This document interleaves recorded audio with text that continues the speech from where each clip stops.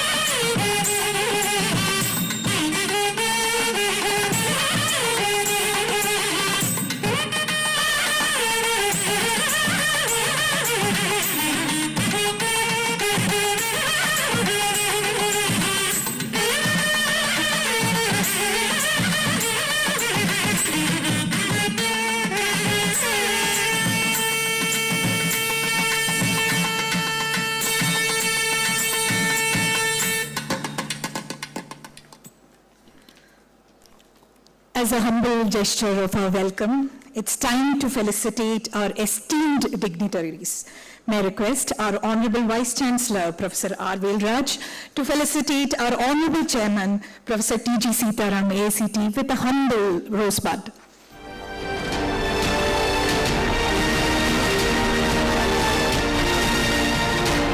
May I request Dr. Siddhalingaswamy to felicitate our Vice Chancellor, Professor R. Velraj.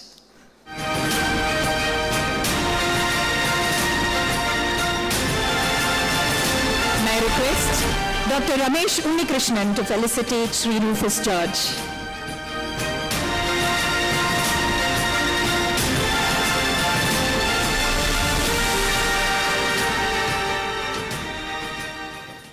Thank you. Next, I would like to invite Dr. Amit Datta, Director, AICTE, to deliver the welcome address.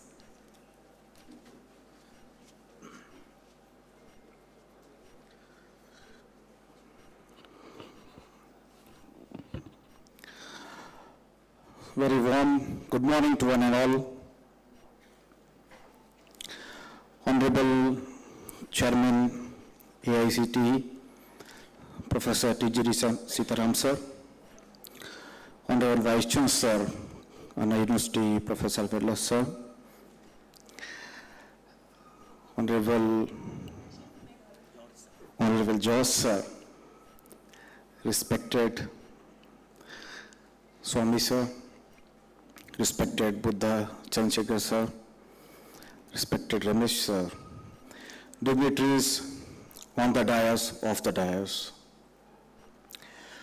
I welcome you all for this momentous occasion, and it's a proud privilege for me to welcome the august gathering from the southern region, the academic leaders from the southern part of the India. This is the flagship initiative of AICTE to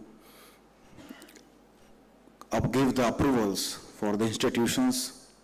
Today we are here to give you a detailed discussion and presentations on AICTE approval process 24-25.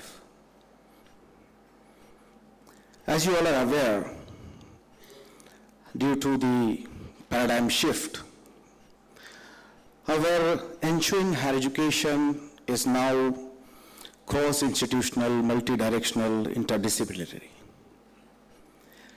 And AICTE's undivided focus to bring the quality in teaching and learning process. This will reflect in letter and spirit through our approval process handbook. I once again welcome you all for this occasion. Thank you so much. Have a great day ahead.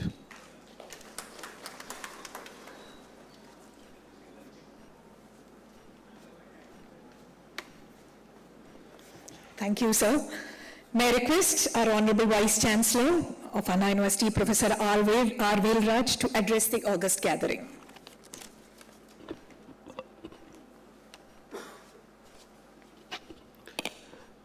Very good morning to one and all. Respected Chairman AICTE, Professor Sitharam, and all dignitaries on the dais and off the dais, principals of various engineering colleges.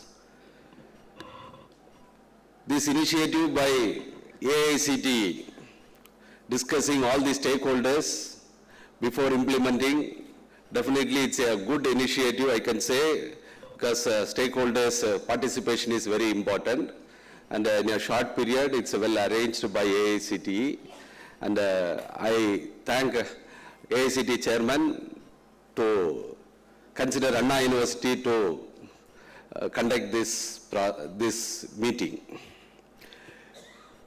We all should know, everywhere we are talking about sustainability.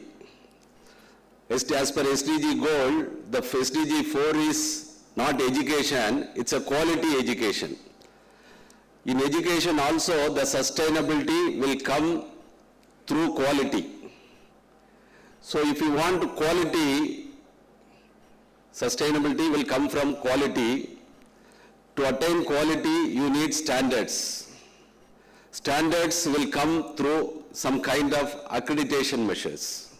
So accreditation importance, those who have been doing some NBA accreditation for a certain program, you can understand how much improvement you can make because of that accreditation, you are going through that accreditation process. So there are some programs which are not at all accredited, there is no process to get accredited. So India is growing very fast, so we need to bring lot of measures to bring quality education. AICTE is doing a very good initiatives in the last 2 decades to bring quality education in the technical education. So now they are in the process of bringing this BCA and the BBA under this technical curriculum, because MBA and the MCA are already under technical education. So the undergraduate program also to be considered under this. And also this 23-24 AICTE handbook says it is this number of intake can be any number based on the infrastructure available in the engineering colleges. Definitely it will drive quality education, definitely. So the public in all these days, nature only, the society only is demanding quality. But if there is a process to accelerate, definitely lot of disaster will not happen in the society. Otherwise, lot of disaster happening. Finally, the society is bringing quality in education. If there is a accreditation measures and proper quality is brought into the system, that without disaster we can bring quality. That I am very happy that AICTE is doing lot of initiatives to bring quality in education. I think this deliberation will be very, very useful to bring quality education in technical institutions and the technical courses.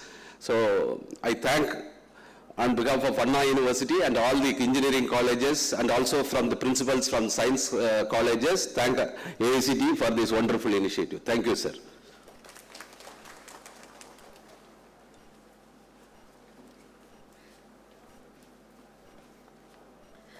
Thank you very much, sir. Now may I request our Honorable Chairman, Professor T.G.Sitharam, AICTE, to give away the presidential address.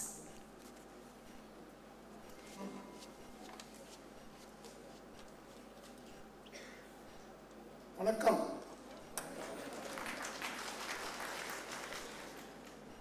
Very good morning to all of you.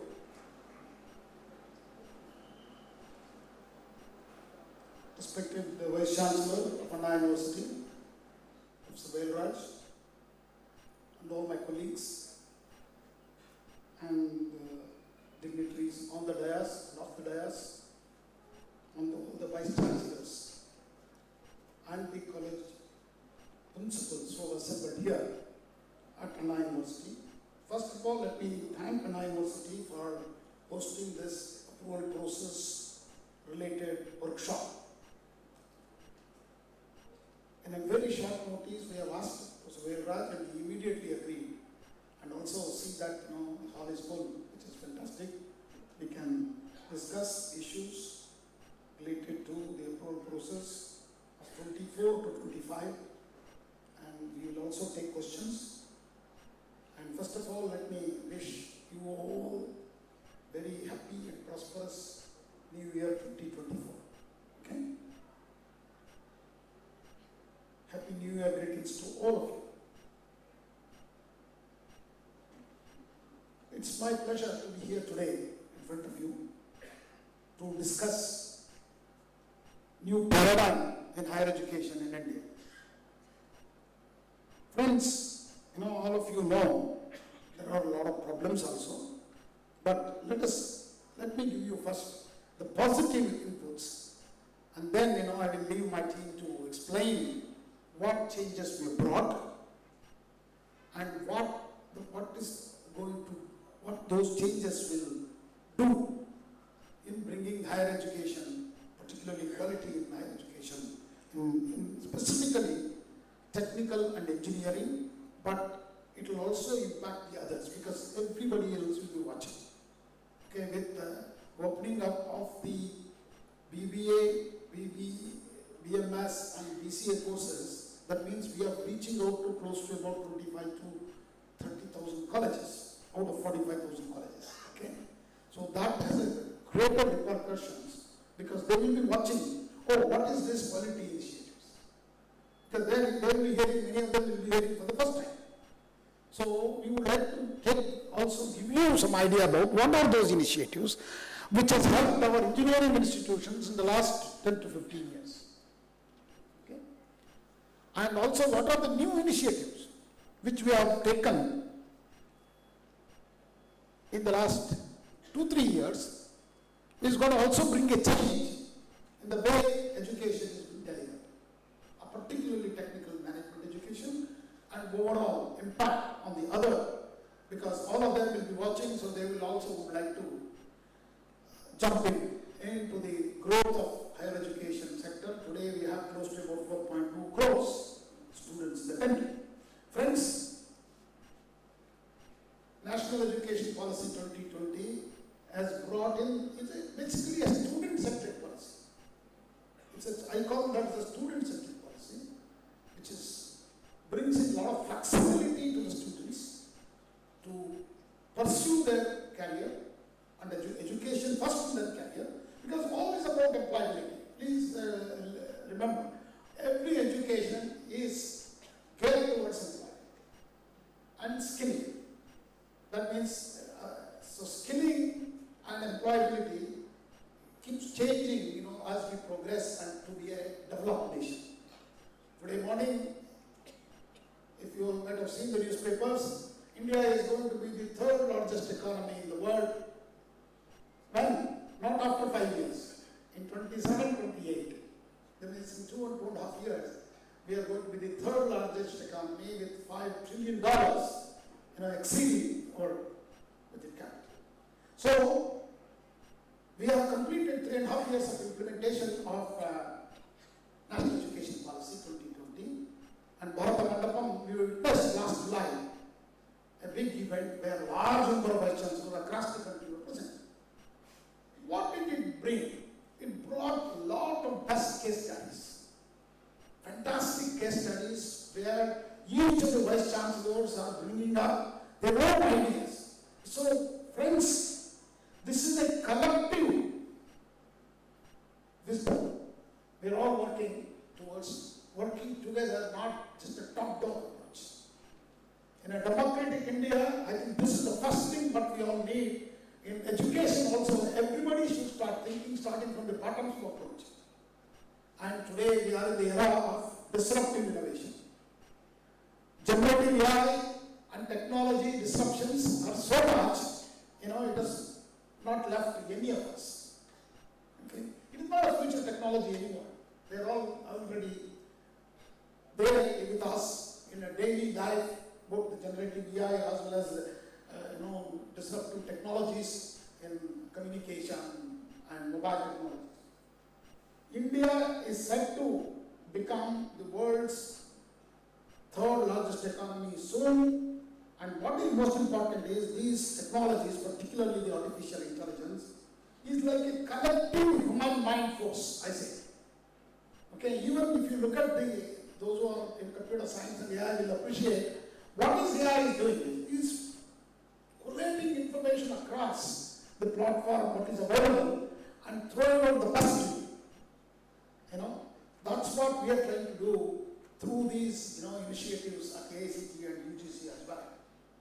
Friends, a redesigned university system is required today. That's what NEP emphasizes. And it also requires supporting policies and regulations that encourage innovation, entrepreneurship, and collaboration between academia and industry. This is very, very critical, ladies and gentlemen, because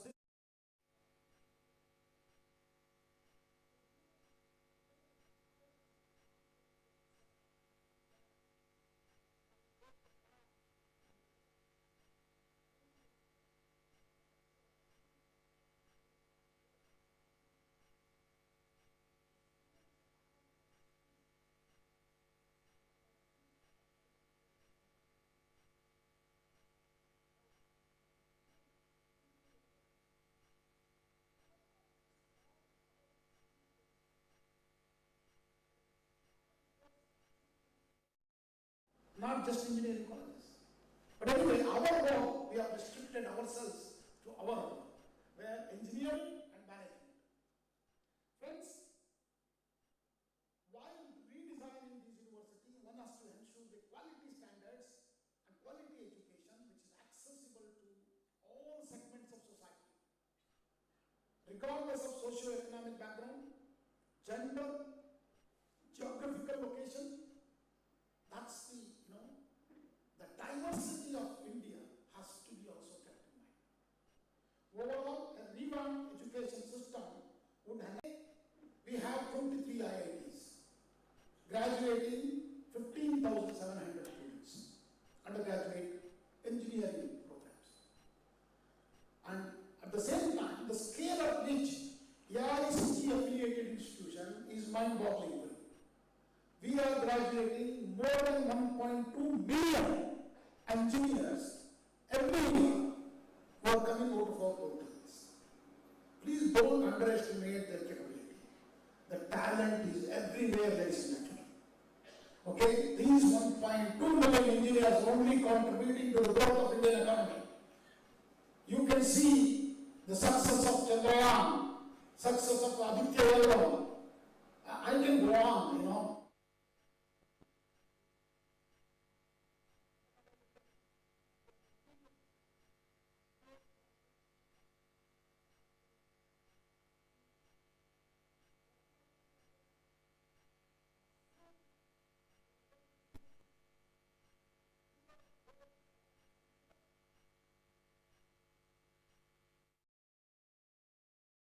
So these 1.2 engineers graduating from are not a waste. You might think about, many people talk about negative things about, no, there is no quality.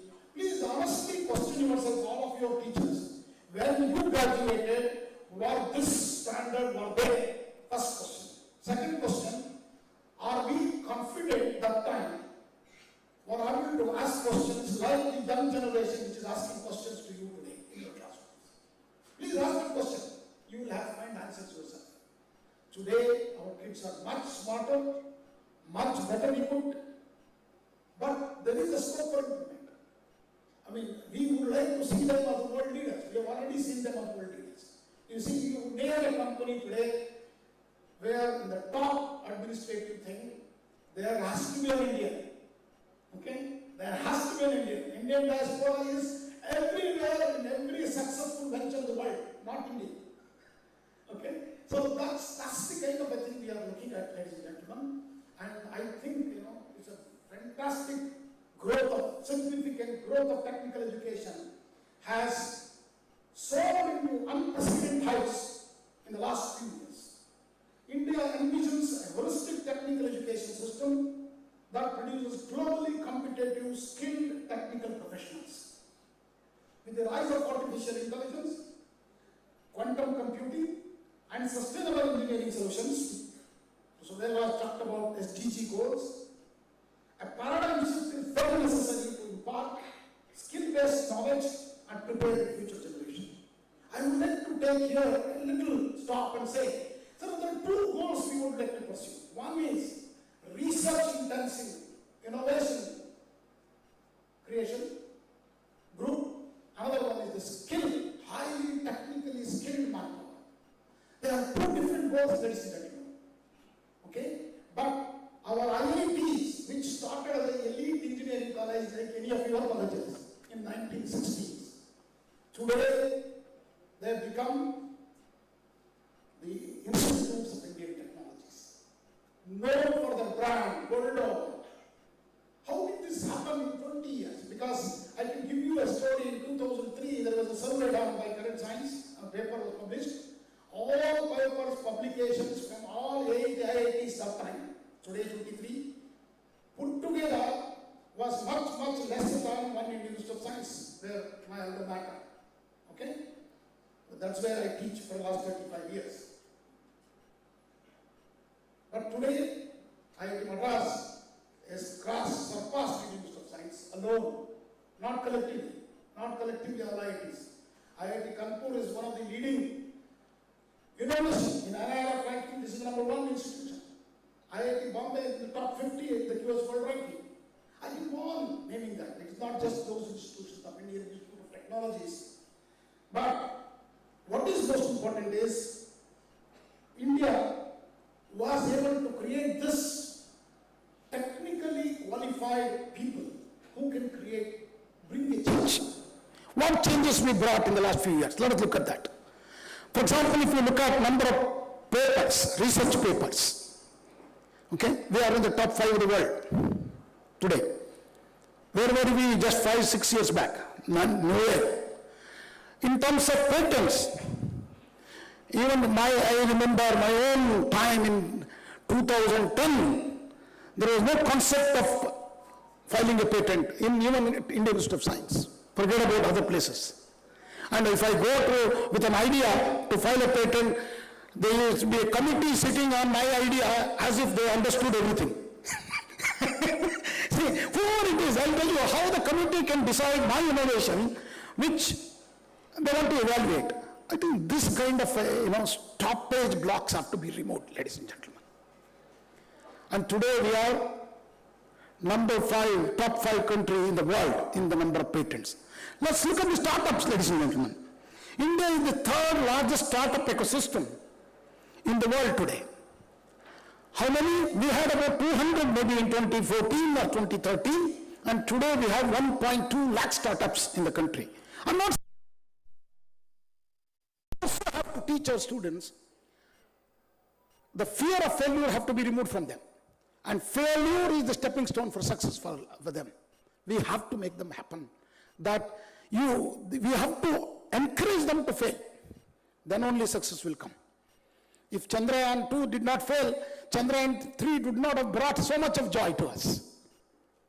Isn't it? So, 3rd largest ecosystem with 110 plus unicorns, which is a mind-boggling number. What is most interesting in that is, out of the 500 billion combined valuation of Indian startups, 25% is coming from outside India, from abroad.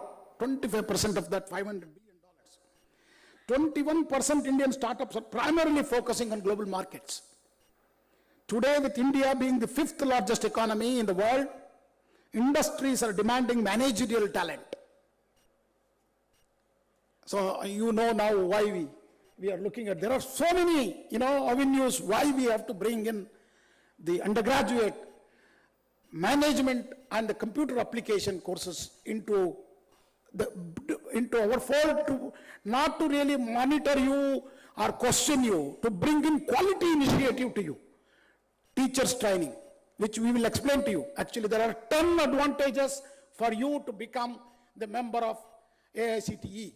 More than what you give it to us, we will be giving 10 times of more than that back to you. Teaching, learning, curriculum, We are going to bring a standard curriculum prepared by the world-class faculty of our IITs and NITs, and even outside we don't mind having industry experts, and outside people also will be contributing to this development of curriculum. We have already constituted a committee, they're working on it. And then we will bring in scholarships to you, children, those who are studying in your schools, colleges, okay? The bandwidth will expand with the kind of money which we are going to put. Please remember, AICTE actually disperses close to about 200 crores every year in scholarships and fellowships, including all PG scholarships are given by AICTE. All of you know that. So I can go on, such beautiful schemes are there. Actually, I've asked my team to clearly highlight what are these advantages if you take the approval of AICTE. When I say approval, you have to also come with some responsibility, please, ladies and gentlemen. You have to take responsibility to make, okay, I'm going to provide these numeric teachers, and my teachers will be qualified, and please help us them to upgrade their skills, reskill. So today, skilling, upskilling, reskilling, every one of us have to do, not just the teachers. Even I have to upskill and reskill, otherwise I will not be relevant at all with this technology. And please remember, every discipline will have emerging technologies role. Sensors, communication, computers, digital literacy, all of these have to be trained because our people are not know about those skills. So these skills have to be imparted through proper training with proper experts. That's what we will bring into you. Friends, more specifically, there is a huge talent in India. You can ask a question yourself, where did you come from? You are becoming today a successful principal or director. If you look back your roots, you may be from a small village, remote village, or a poor family, and today you're standing with pride that I am so and so, including Chairman AICTE also. We came from a small Kugrama, we call in Kannada, you see, very small town, okay? We never even knew IITs existed, okay? IITs existed because that is not the era of Facebook and all these new, social media. Just wanted to talk about touch upon another major issue. Please understand, India has created today digital public infrastructure, one of the best in the world. I can go on giving you health data. For example, vaccination itself. How many crores? You know, 113 to twice, maybe some of them have taken third vaccine also, maybe something like 260, 300 crores people have utilized the vaccination. All the data is there. Their Aadhaar card and every information is available. Aadhaar itself is a fantastic thing. Ayushman Bharat, 50 crore people have registered. Very poor section of the people. Skill India Digital is going to be the next order. Please, all of you look at it. We have integrated Skill India portal also into AICTE's internship portal, placement portal. Okay, Buddha will show you in a little while. This Skill India portal is going to bring 100 crore people on the portal. That means out of 130 or 140 crore people, 100 crore will be on Skill India portal. That means skilling is forever, continuous learning. Where that idea came from? NEP. National Education Policy talks about continuous learning. Learning never ends, ladies and gentlemen. And this learning is not for sake of reading, getting degrees. It is about, today if you ask a student what you're going to offer, he cannot simply say, I've got a BTech degree, BE degree or a BSc, BA. No, he has to tell you what is that skill he is going to bring on the table. What is he good at? How is he going to help the companies? That skill is very critical, ladies and gentlemen, and that is what we are going to make through our initiatives. So India offers a huge consumer base and for products and providing a strong demand for innovation. Innovation rules the future. The next topic is the innovation. Through our IICs, we want you to, all of you to start Institute Innovation Councils. And you should see the celebration which happens in our regional meets, what we called as Innovate Bharata. Okay? So we have to see the excitement of the young people. And I want to tell you one story on that. See, on the AI. See, when I joined AICTE about a year back, that is the time ChatGPT just rolled out. How many have used ChatGPT here? Very small number when compared to the, they're all engineering, professors. You should all use that. Why? Because I'll tell you, it's going to change the way we work. Okay? So when I joined, I sat down and asked a question to ChatGPT. So write what all the activities AICTE is doing from last 10 years, tell me. Because I have struggling to understand, because I had only 2 months then. So trying to read and understand. It poured out 15, 20 pages of fantastic information compiled. As I told you, AI is like a collective human mind force. So all who have written best things, it will pick up best things and throw you out.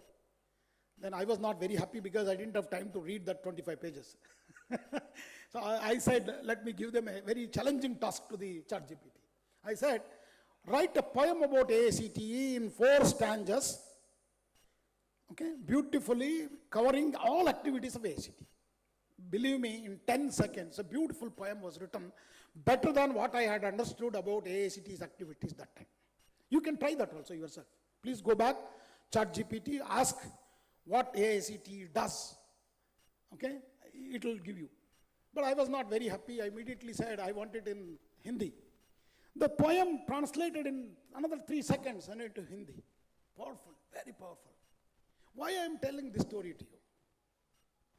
Because we always thought a poet, even if I asked actually an excellent poet, okay, to come to AICTE and write a poem about AICTE, he would take minimum 6 months to 8 months. Why? Because he has to first understand what AICTE does, and then use his skill of poetic skills to write a poem about AICTE. But this machine, fraction of a second, collected information in a fraction of a second, put it in a form of poem, and then, that's the power of AI. And then, I was going to some of the projects in colleges of the IIC projects, Institute of Innovation Council. One student has integrated AI into a robot to play a music. So that's a very fantastic idea. You see, that means he's taking over role of a musician also, who can compose music and then play and drive. So what we all thought, sir, you please tell me, poet and a musician, we always thought they are very genius people and it comes through their genes. Their forefather may be a poet or a musician, and we can learn this or acquire these skills. But this machine has acquired these skills so quickly and so elegantly, so efficiently. So are you not scared? So you don't need to be scared. Why? Because this is a technology developed by humans for the benefit of mankind. So but what we need to use is very ethically, we should use this. So ethical usage of AI is going to be a big challenge. So we are actually constituting a committee at AICTE to look at how ethically we can use. We should allow everybody to use it. Why I say that? Most of these, how many are computer science professors here? You will have a lot of challenge, because I will tell you, if you ask a student to write a code, okay, he will submit in 10 seconds. That kind of assignments have to go now, because he will simply submit AI chatbots code, because now AI chatbots are also writing codes. They don't need any human beings. So this is going to be a challenge for us. So we need to change. We need to upgrade ourselves. And skilling is going to play a major role, ladies and gentlemen. India's talent pool is going to be one of the force to reckon with in the whole world. There is a fantastic document worked out by Niti Aayog now on India's talent pool, which is going to be in several crores. And that means we are going to produce engineers for the whole world. So that's one area we have done exceedingly well in the STEM. And you have seen now, we have added arts to that, to STEAM. And we have some of the IITs have added YUM also to it. STAAMMM, that is the medical, so that healthcare is also taken care. Okay, many IITs are starting medical school, even at IIT Guwahati, we started a medical school. So all are agglomerating. Our universities are merging. You have seen, many of the universities are already putting all their departments together, but just putting together is not enough. What we need to is, we need to now cross-discipline, allow our students to take courses from different disciplines. A lot of flexibility we have brought in AICTE curriculum, ladies and gentlemen. If you watch, 40% of your courses can be from Swayam, Skill India, many other things you can take. You should allow freely to students. Internship will be 1 semester, compulsory internship in industry. Buddha will show you 2 crore registered users are there in AICTE portal, verified users. And 75,000 companies are already showing interest. And if you put all MSMEs there, even one student go there, our numbers are very large. Anyway, last but not the least, Tamil Nadu has done exceedingly well. I should congratulate all of you for making higher education in Tamil Nadu one of the priority areas. You've done a fantastic job, more than 50% already gross enrollment ratio is there. I hope to see to 80% from Tamil Nadu. Because you have a fantastic industry network. And you should use them, allow them. Recently, with Shastra, we have allowed, now any one of you can start a program with industry, jointly, collaboratively. We are very, we want you to come with excellent, innovative, progressive thoughts rather than mundane questions. Okay? Mundane questions can be answered. We are not worried about answering those questions. But please come up with some very fantastic innovative idea. You have a fantastic ecosystem around you, and let us elevate these ecosystems to a newer height to take the Indian technical education to very high. Friends, Amrut Kal is here. Honorable Prime Minister keeps on reminding all of us, this is Amrut Kal. What is this? This is whatever you attempt to do, you will be a very successful one. Plan well, and you will be very successful. You have seen that happening. Aditya L1 went and stopped right at the spot where they wanted to stop. And similarly, Chandrayaan, who are those engineers? And particularly, I should mention the contribution of women and engineers and scientists of India. Please give them a big applause for women engineers and women scientists of ISRO and all others. Fantastic contribution, and our responsibilities is there to allow more women to come higher education. And many of the institutions in Tamil Nadu I've seen already touched 50% women enrollment. But I want that to be happening in across institutions in the country, and that will bring big change in the way we work together. Friends, skilling is another very important aspect. Please make sure that all skills courses are creditized, so that you give credits to the students who do the skill courses. And don't ask them to take another mundane course. See, I remember 5 years we did engineering. What did I remember? Nothing. 7th semester I took the mathematics, 100 out of 100, but never seen an application. So, I think Bloom taxonomy, fantastic thing, we did some work, but I think it's now we have to move away from Bloom taxonomy, go towards innovations, entrepreneurship, startups. Encourage your students to fail in innovation. Let them fail 2-3 times. They will be successful. They will be the big resource for India, and they are the ones who are going to create new jobs, and these job creators, not job seekers, will change India. Ladies and gentlemen, thank you very much. And I wish our students would like to, our officers will present you on AICTE approval process, what changes we brought, why we brought that. In a very positive way, they will put it in front of you. Then I will also seek all of you to join Honorable Prime Minister's call on Vikasit Bharat 2047, Voice of the Youth. You please ask all your students to join and put their ideas onto the e-governance portal, and these ideas will be collated and looked up at the top itself, and some of their ideas might be taken as the best practices for India.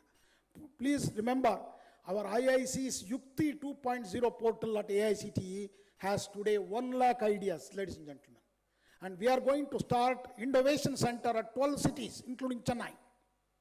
Okay? These India's innovation center will handle technology transfer at every engineering college and all affiliated institutions of AICTE. We are our officers, we are hiring them next week, and they will be placed maybe within a month or 1.5 months, they will be here. They will scout for new ideas by our young people and take them to different levels, TRL 1, 2, 3, 4, 5, 6, 7, 8, handheld them.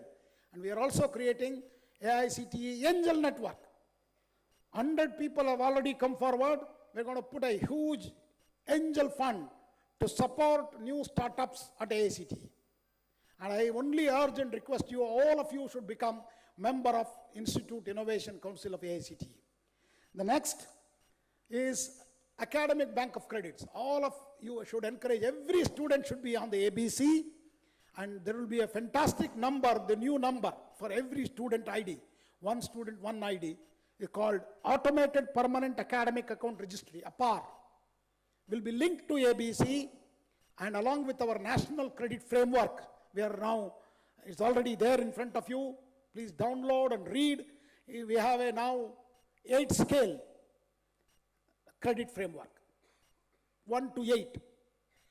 I call National Credit Framework, ABC and APAR, will create new QR code for new learners of India. Because they can transfer credits, take credits. It will take time for this to happen, but this will be the new QR code. Next is Skill India World Skill Initiative, just ended the competition, where all of our engineering students should participate in the World Skill. 7th January was the last date, and I hope all of you, your students have registered. And Skill India portal, please make part of the integral part of your academic community, because there are a lot of courses for the students to take. And see that how you can creditize that. Particularly, I am calling on autonomous institutions, deemed universities, and universities of Anna University should allow students to take courses through these platforms. Self-learning is very important, ladies and gentlemen. Self-learning, at slow pace, at their pace, and everything need not be taught, because outcome-based education will put everybody on par. We are following outcome-based education. The last but not the least, and PMKVY 4.0 is also there. Please adopt. You can now, no need any special permission of skill courses at your campuses from AICTE. You can start as many skill courses as many possible. I think our team will give you more details. That's all I have to say today. And we have a lot of initiatives on Indian knowledge system. And Anuvadini, which is a new tool, AI deep learning tool, which translates. So we have actually, many of you know that we started a diploma on engineering program in Tamil and many other languages. And similarly, books are already available in Tamil and other languages. And I'm going to tell you, very happy to tell you, more than 5 lakhs downloads have happened on our e-cum portal from 67 countries. And you can see they have downloaded Odia language Python programming. So you can see our diaspora spread across the world, ladies and gentlemen. And I think we need to also encourage thinking in mother tongue. And that is the greatest effort AICTE has done, and we are keep doing it. One other last initiative, and then close my talk. We have also created a very high-end research, theme-based research projects. So our research promotion scheme of AICTE, which many of you are familiar, will be completely modified, wherein you will be asked to come up with more than 2-3 departments within your college, and also 2-3 colleges together only. You have to put a project on advanced materials, rare earth and critical minerals, semiconductors, space and defense, blue economy, energy, sustainability and climate change, advanced computing, next generation communication, quantum computing, smart cities and mobility, agri-tech and food processing, healthcare and medtech, disaster management and resilient infrastructure, manufacturing and industry 4.0, which all covers. So we are going to fund these projects. We will call out, and collectively we would like you to come. So, and also we seek your contribution from the private institutions.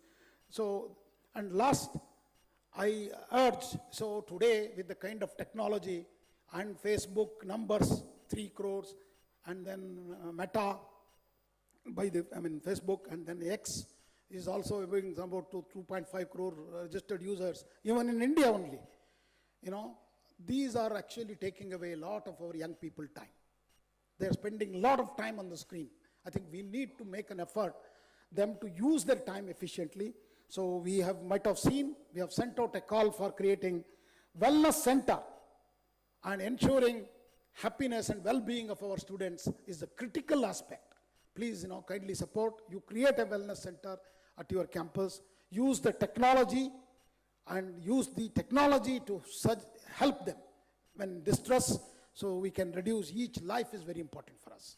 So this is a very, very important step you have taken in APH 24 to 27, and the rest details will be given by my team, and I will be also here to take your questions if you have anything. And thank you very much for patiently listening to me for all the initiatives, and I have not covered even 10% of the initiatives of AICTE. I want to tell you that.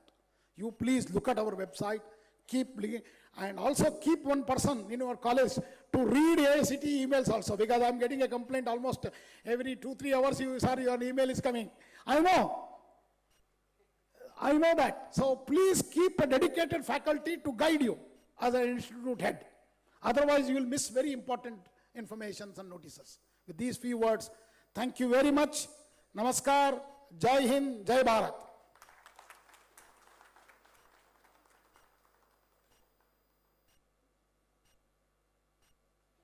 Thank you very much, sir, for enlightening us and encouraging.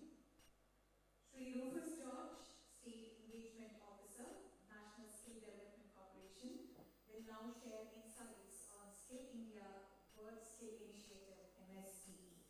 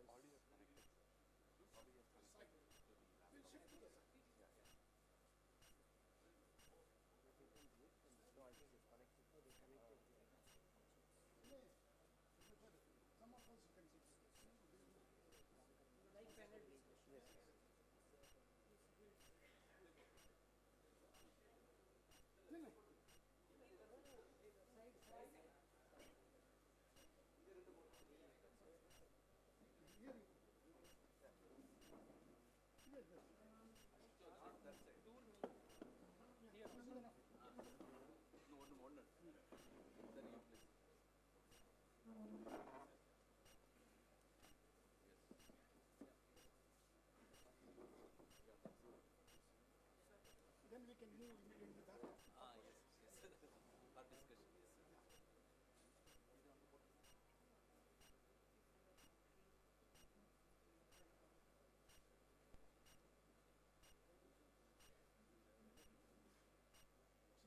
You saw a book Yes, sir.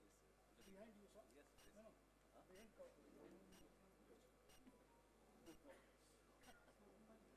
Behind cover is big temple. Rodeshwara temple. You have not seen it? No, sir.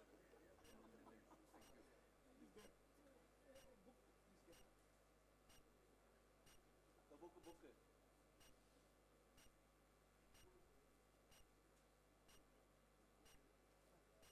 the one.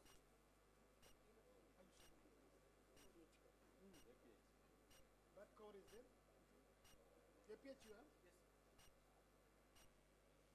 Yes. Sir, because for students registered now, till 30th I know the statistics. We sent a letter to AICTE. Till now only 5.7 lakh students are registered on the 29th of December. Out of that, 2.75 from Tamil Nadu. Out of 2.75, 1.75 from Anna University. No, that shows that, So we have taken a lot of measures to.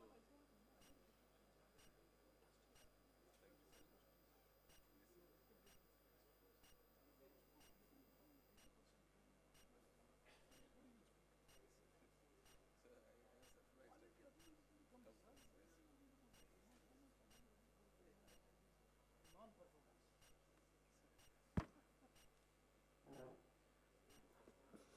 A very good morning to everyone. Honorable Chairman AICTE, Prof. Sitharam, Dr. Velraj, Vice Chancellor, Anna University, and other eminent dignitaries on the dais, and professors, AICTE professors from colleges. Thank you very much for this time. I have two presentations, but I don't want to take much of your time, so I'm just focusing on this India Skill Competition alone. I think Sir had already spoken about the PMKVY program, which is the flagship program of the Ministry of Skill Development, which most of the AICTE colleges are already doing it. It's a short-term training program that has been given, wherein we try to encourage your students to get trained. If possible, we try to ask you to bring in candidates from outside, people who don't have connection with the colleges. They also can get short-term training. And the background of this is so that the candidates are employable. We can train a lot of people, we can teach a lot of them, but the question is, when the rubber meets the road, when they go to the industry, do they know the job? Because as Sir said, industry does not focus or does not have time to retrain the candidates. So they need people who need to be aware of the current situation, who needs to be aware of the market conditions, and obviously get in and do the job. So coming back now to India Skills Competition 2023 and World Skills Competition 2024. India Skills Competition is what we organize within India. It is done on a state level mode, a district level mode, state level mode, regional level mode, and then it culminates into national level mode. And so what is the background of India Skills Competition? Why is it done? The background is, it is to promulgate skills. So if you see, the whole idea will be motivate the youth to pursue vocational education. If you see today, there is a little bit of reluctance of getting into vocational training. How do you push that? So this is one of the core engines to enable people to get into vocational training, especially youth. Second, if you see, we are championing skill development across. It is across local, regional, national, and international. And through this process, there is a this cannot be done by the government alone. You need the education institutions to come on board. You need the industries to come on board. So together, getting together, we do this World Skill Competition. And finally, we're talking about world-class standards, achieving excellence. So that is what Indian World Skills Competition gives you. It enables the candidate to attain world-class standards. So the background of the World Skills, like why did it form? This was formed because after after the Second World War, you had less number of people who were into vocational training. So they said, let's have a competition. Let's try to call people, call candidates who can come and work. And maybe we can get more people. So that gave an increase, and as of now, I think around 84 countries are a part of World Skill Competition, international, and India is a part of them as well. So your role is very crucial here. And registrations right now are open. As Sir was telling, it is open in the Skill India Digital. The Skill India Digital, it's a comprehensive platform which has a lot of short-term training program, which you need to, anybody, either you can be a college or a training partner or even a candidate, you have to be registered under it. So this is the link to it. It's skillindiadigital.gov.in.home. You can go through it and get more information on that. So there are, in this World Skill Competition, there are two types of competition.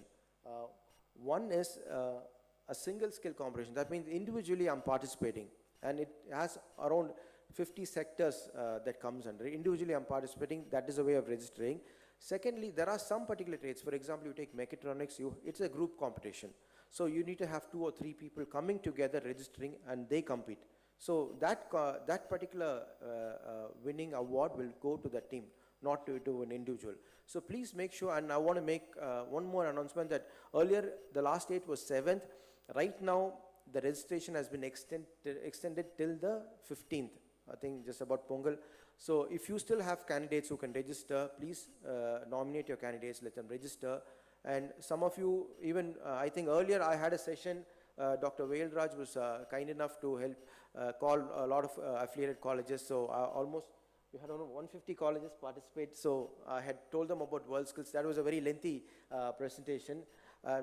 And if you, maybe some of you are here already, I mean, who've been in there, that particular session will be here. So kindly encourage more students to participate. So these are the job roles which come under the world scale competition. You have different trades, as I told you, construction, building and technology, we have so much: electric installation, bricklaying, cabinet, joinery, carpentry. And then you have, one beautiful thing is there is no skill which you can say, oh, this is a ordinary job, let's not, everything is covered into it. You have creative arts and fashion, right from floristry, jewelry, 3D digital game art. You have IT, IT software solutions, web technology, cloud computing, cyber security. And then you have our home-based related job roles, which is manufacturing and engineering technology, mechatronics, mechanical CAD, CNC turning, milling, and robot system integration, additive manufacturing, everything is here. So one thing is, if you're going to ask me what is the eligibility criteria for a candidate to participate in World Skill, there's only one eligibility criteria, that is he needs to have the skill, and his age, his age should be around 21. He should be born on 1st January 2002. Except for a few trades, 2002, except for a few trades, it has been exempted. On that alone, you can be 23. You can be born on 1st January 1999. These are the only two criteria for participating as a candidate in the World Skill Competition. And other sectors, social and professional service, transportation, logistics, and you have another special exhibition skills, which is like shoemaking, garment and leather accessories, textile design, textile weaving, yoga, costume, prosthetic makeup, AR, VR, drone filmmaking. All these competitions, if you have candidates in these areas, they will go only up to the national, because this is not yet accepted by the World Skill Competition. So anyway, but we are doing it, hopefully, so in the future we will have more people coming up there. And you can see on the forefront is shoemaking. Recently, you must have heard post the global investors meet. Tamil Nadu has got more than 6 lakh crore potential investments coming up, and it is also branded as the next China. It's a shoe hub where we are going to manufacture so much of shoes. Nike, Adidas, everybody is coming to Chennai, to Tamil Nadu especially. So this is the brief about the competition. I'm not going through. So you can write to World Skills India at NSCC for more information, or you can reach out to me. My contact is available, and I think AICTE officials will talk about a PMKY Skill Up initiative that has been already going on in the existing engineering colleges. And for World Skills also, you can get my contact from them. You can reach out to me. I'll be happy also to have a special session with your college individually. Possibly we can do it online. Thank you very much. Thank you.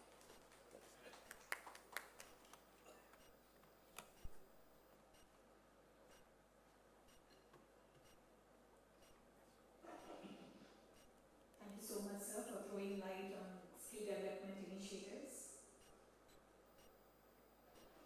To throw some light on Viksit Bharat at 2047 and Anuvadini, may I now call upon Dr. T.G.Sitharam, Chief Coordinating Officer, National Educational Alliance for Technology, AICTE.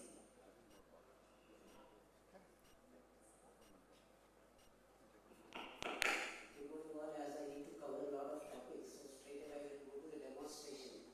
But before that, I would like to thank all of you for coming here for this wonderful interactive session. Because nowadays everybody is interactive. We will learn from you, you will learn from us. I think, as you know, the language is always become a barrier, for the employment as well as for the scalability. So imagine a student from small remote village area from Tamil Nadu wants to join the engineering college where the medium of instruction is English. So that's where the language barrier starts, and and they try to drop out, or some people live in society, some people not able to understand, some people never got the degree, some people got the degree but without any knowledge. So we would like to solve that problem. Under the Honorable Prime Minister Narendra Modi in last 9 years, we are doing so much of development, and the country is moving from a developing nation to a developing nation. But in that, we want to become a knowledge capital of the world. We want to become a skill capital of the world. We want to become a education capital of the world. But in order to do that, first we need to do something called what Honorable Prime Minister says, Sabka Saath Sabka Vikas. It means everyone needs to get included in this. So how you will include someone who don't speak English, right? So that's where the AICTE solved that problem by creating a wonderful tool called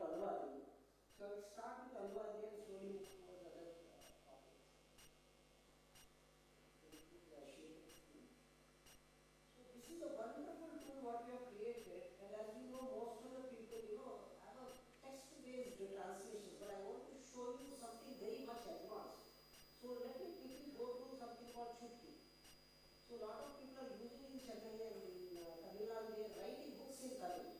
Okay, so now I will write a book in English and in Tamil. Okay, so in front of you.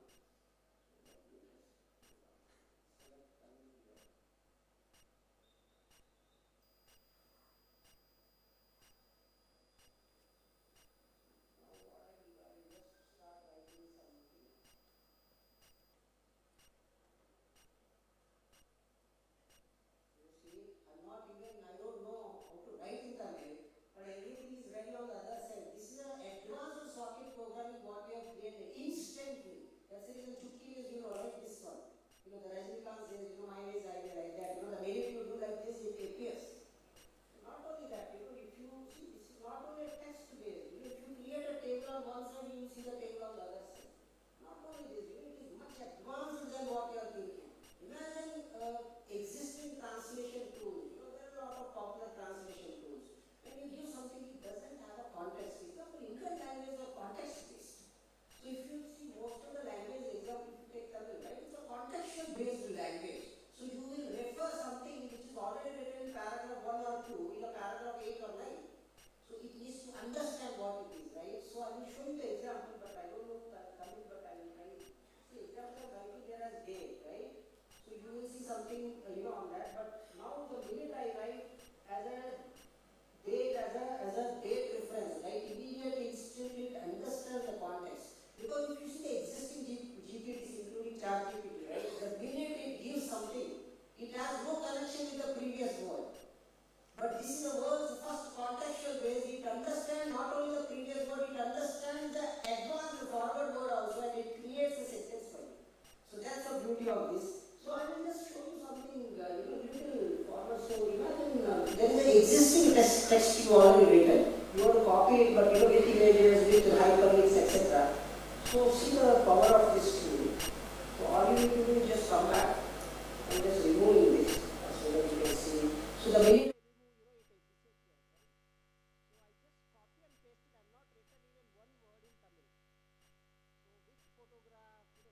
hyperlinks, everything is there instant. But you may have a doubt that, I want to edit, how I will edit. All I will do is, we have created our own virtual keyboard. So you will select, example, Tamil, and the minute you speak, I will just speak, I can type or I can, speak. I'm Rajinikanth. I know that you understand better. So, do you see it, right? This is a very advanced voice recognition system what we have created, because as you know, the existing voice recognition will happen only for 12 minutes.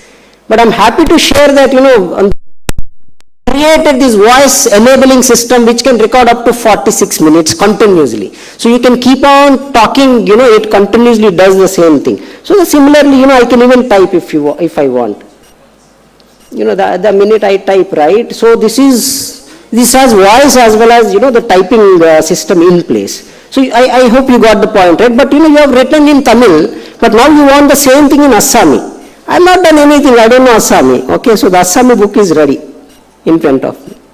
So this is the power of this tool, but you want to do something like, you want to increase the size, you want to decrease, everything is available, you want to make it bold or you want to make it italic, everything available in MS Word is free here. Okay, so you can write any number of books and you can instantly translate into all the languages, not only Indian languages, we have Assami, we have Bengali, we have Gujarati, we have Hindi, Kannada, Malayalam, Marathi, Odia, we have Punjabi, Tamil, Telugu, Urdu, Arabic, Chinese, French, German, Italian, Japanese, Korean, Malay, Persian, Portuguese, Russian. So why I am showing this is, imagine there is a research material available in German or in Russian or in any French language. You can simply put it on one side and you can quickly you don't need to even click the button also. The minute you copy it, you will have that on the other side. So this is one wonderful tool what we have created, and the minute you finish, all you need to do is just click on the download button so that you can download the entire, document in the language, which you have translated. But I would like to show you much more advanced options. Imagine you already have a book already written. So that is there in either in Word document or a PDF document or a PPT document or with animations on the PPT document. So all you need to do is, I will just show you an example document and demonstrate. So this is one of the document we created for the Make in India process of Honorable Prime Minister initiative. So it has some logos attached to it. There is a non-white background with the tables, and lot of text. But I would like you to focus on this particular image because, we have created world's first image instant translation tool. It not only translates the text, it takes the image, it translates the text on top of the image, and it puts it back to the same location. So that's a wonderful thing what it does. I will quickly demonstrate. So I'm taking this English document, but you can take any, but I'm just taking English, and I will translate this into Tamil. All you need to do is select the existing book. So I'm selecting the existing book I have. This book, has some 30 pages. But, we have an offline tool. If you give that book to us, 1,000 pages, the minute you do like this, it translates into 13 languages with formatting. So now this is interacting with the deep learning tool which we have created. And this deep learning tool basically taking the source document and, it will create a Xerox copy in Tamil. So that's the beauty of it. Imagine you've been to a Xerox copy machine and asked, can you please give me a Xerox of Tamil book into a Hindi book or English? It can't, right? But Anuvadini has that capability. It not only true translates, it's like a Xerox copy what you will get in other language. So first you will see the source document in front of you. This is the source document and it will, some small lag on the internet.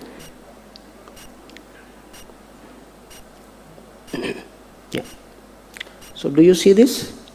So this is not only a world's first language translation tool, it has a rule engine also attached. I said don't change Make in India because Make in India is Make in India in all the languages. So then if you come down, right, so if you see the table, do you see the background? Do you see that, the text got translated? And, this is a wonderful, initiative what we have created. And just like a Xerox copy, you will get it. But I would like to show you something this.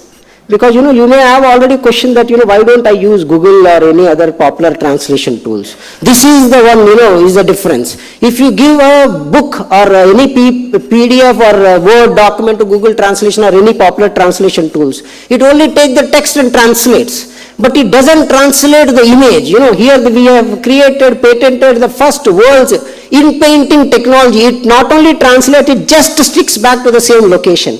So this is a wonderful thing what we created, and you can edit, there is an edit option available on the top, you can edit, you can do a lot of things. But as due to lack of time, because a lot of features are there, so I'm just straight away going to the next one.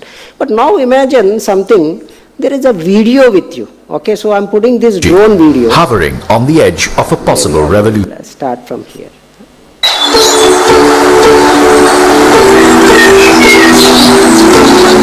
India is looking to bet big on the drone industry, from helping its farmers cut costs to strengthening the country's security and health infrastructure. So this is the BBC video, and you want to share this video with your students. All you need to do is just come to Anuvadini and click on Bharat Tube and simply paste the URL here and say, the source language is English, but I want this in Tamil. Okay, so you just select Tamil, you have all the languages available here. So now see the magic what happens.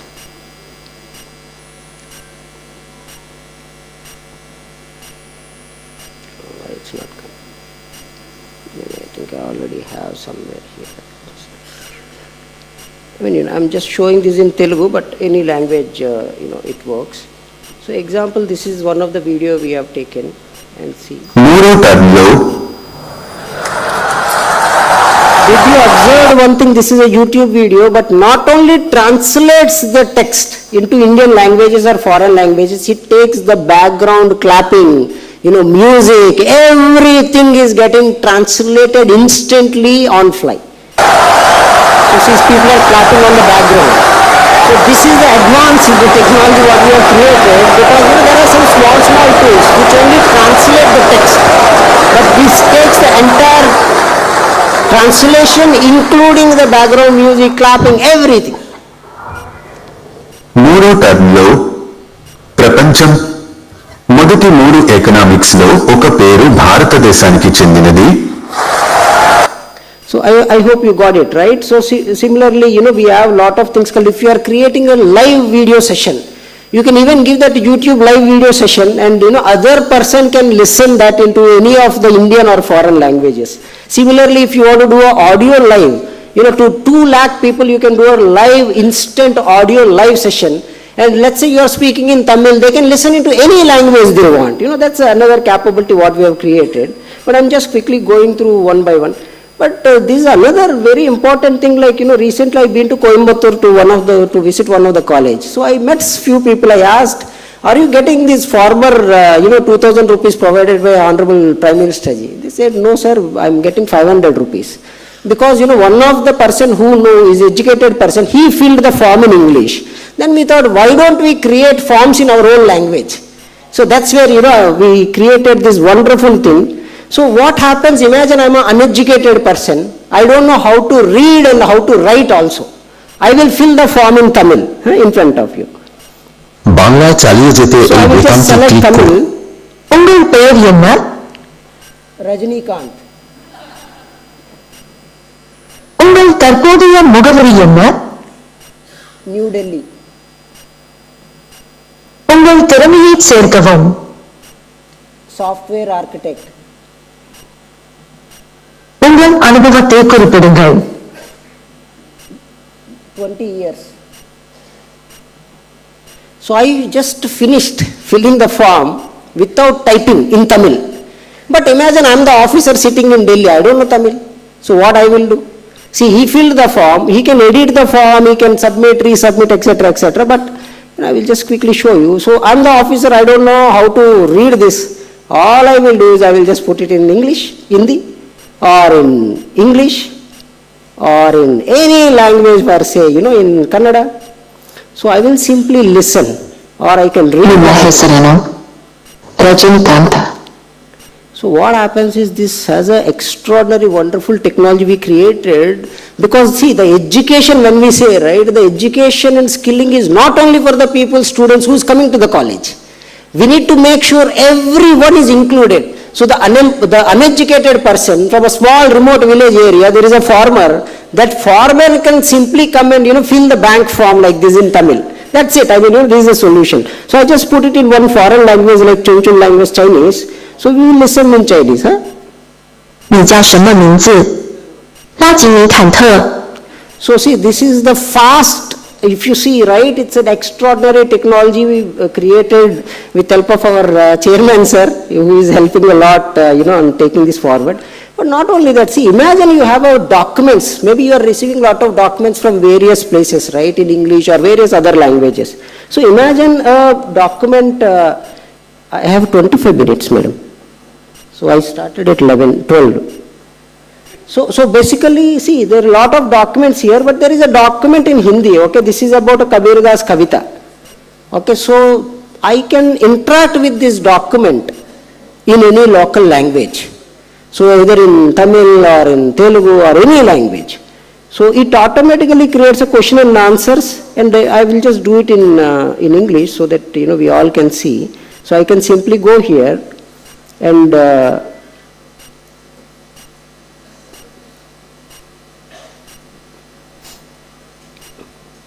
and what it does is it automatically creates a question and answers for you. At the same time,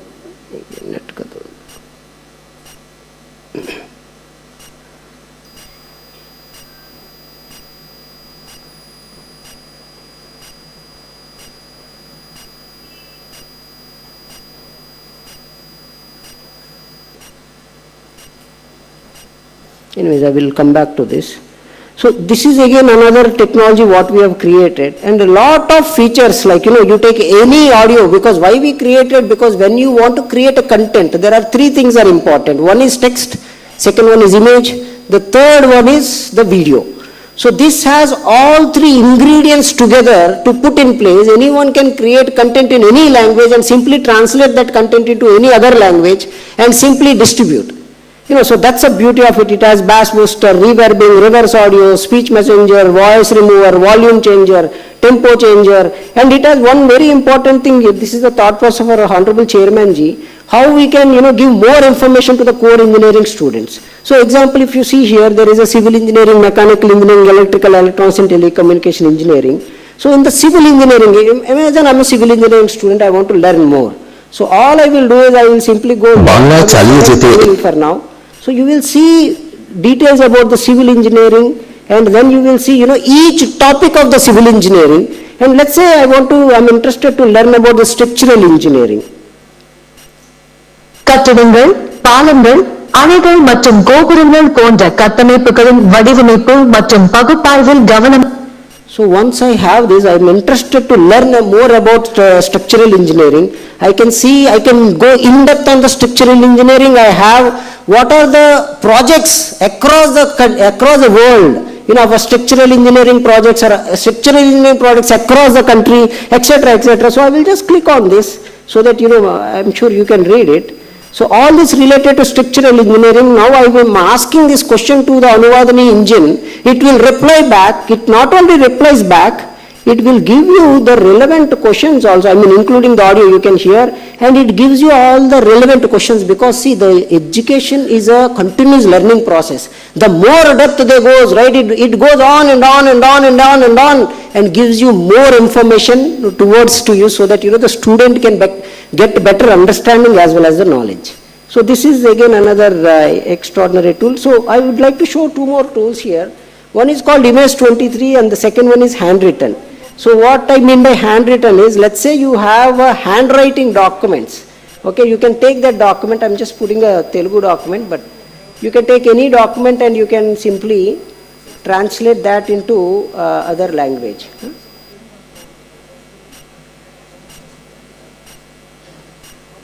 So I'm just selecting Telugu, but this is a handwritten. If you remember, there is a typewriter in 18th centuries.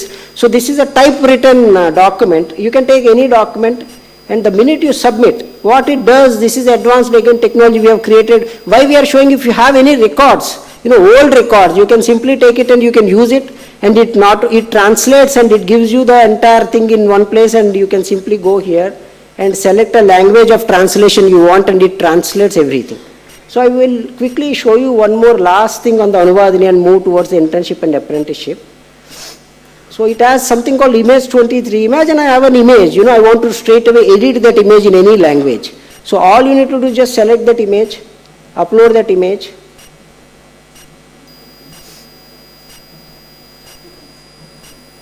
So I will simply say, give me this in Tamil. So the English image, so what I have taken will be translated on fly with the same formatting, and you will get it in Tamil.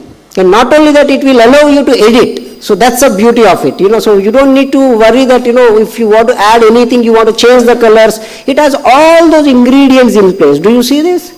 This is the end result, So if I want to change the color of this, right, so all I do is I simply go here and select the color. Okay, if I want to make it bold or italic, I can do anything I want. So, and if you want to make it italic, then, simply click here, italic. If you want to change the font size, you can change the font size. If you want to change the font face, everything is available. Along with that, if you want to add some more, so I just want to add this note approved, on the top layer. So there is a layer got created, and all I need to do is just simply select and, change the color if I want. Do you see it? And I can download this entire image as a PNG. So this is the image I just created in front of you without knowing Tamil. So this is the wonderful technology what we have created in this. And I would like to quickly come back to the initiative, of very interesting initiative called Internship Portal, which Chairman Sir was talking about. So this is the internship portal what we have created. We have more than 31 lakh internships provided with 75,000 plus companies onboarded, and our target is to provide 1 crore internship opportunities. So in this, if you see, right, all the major companies, like you name any from Microsoft to IBM to Cisco to all the companies, all the ministries are onboarded. So all this are in place, and the beauty of this is a multilingual. All I need to do is just to simply go here and select Tamil. So everything will be in Tamil. Do you see it, right? So the student from small remote village area in Tamil Nadu, they can simply utilize this opportunity, and they can go through the internship opportunities provided, and if you see it, right, all those got translated instantly on fly, and this is a plugin what we have created. We can even give that plugin to you. There's one more last thing I will show you is a placement portal.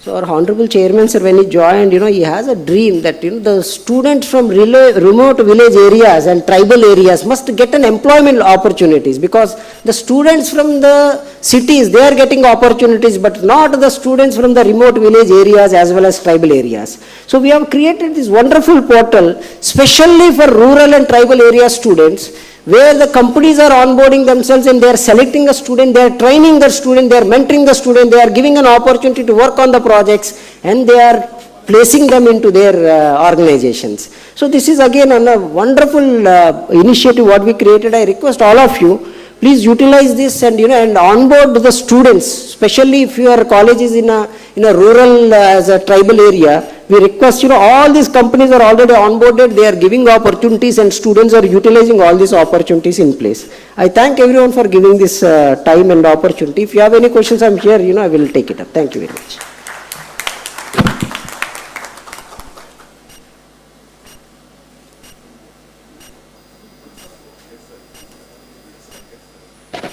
Thank you, sir. Dr. Ramesh Unnikrishnan, Advisor AICTE, will address the gathering on Academic Bank of Credit NCRF.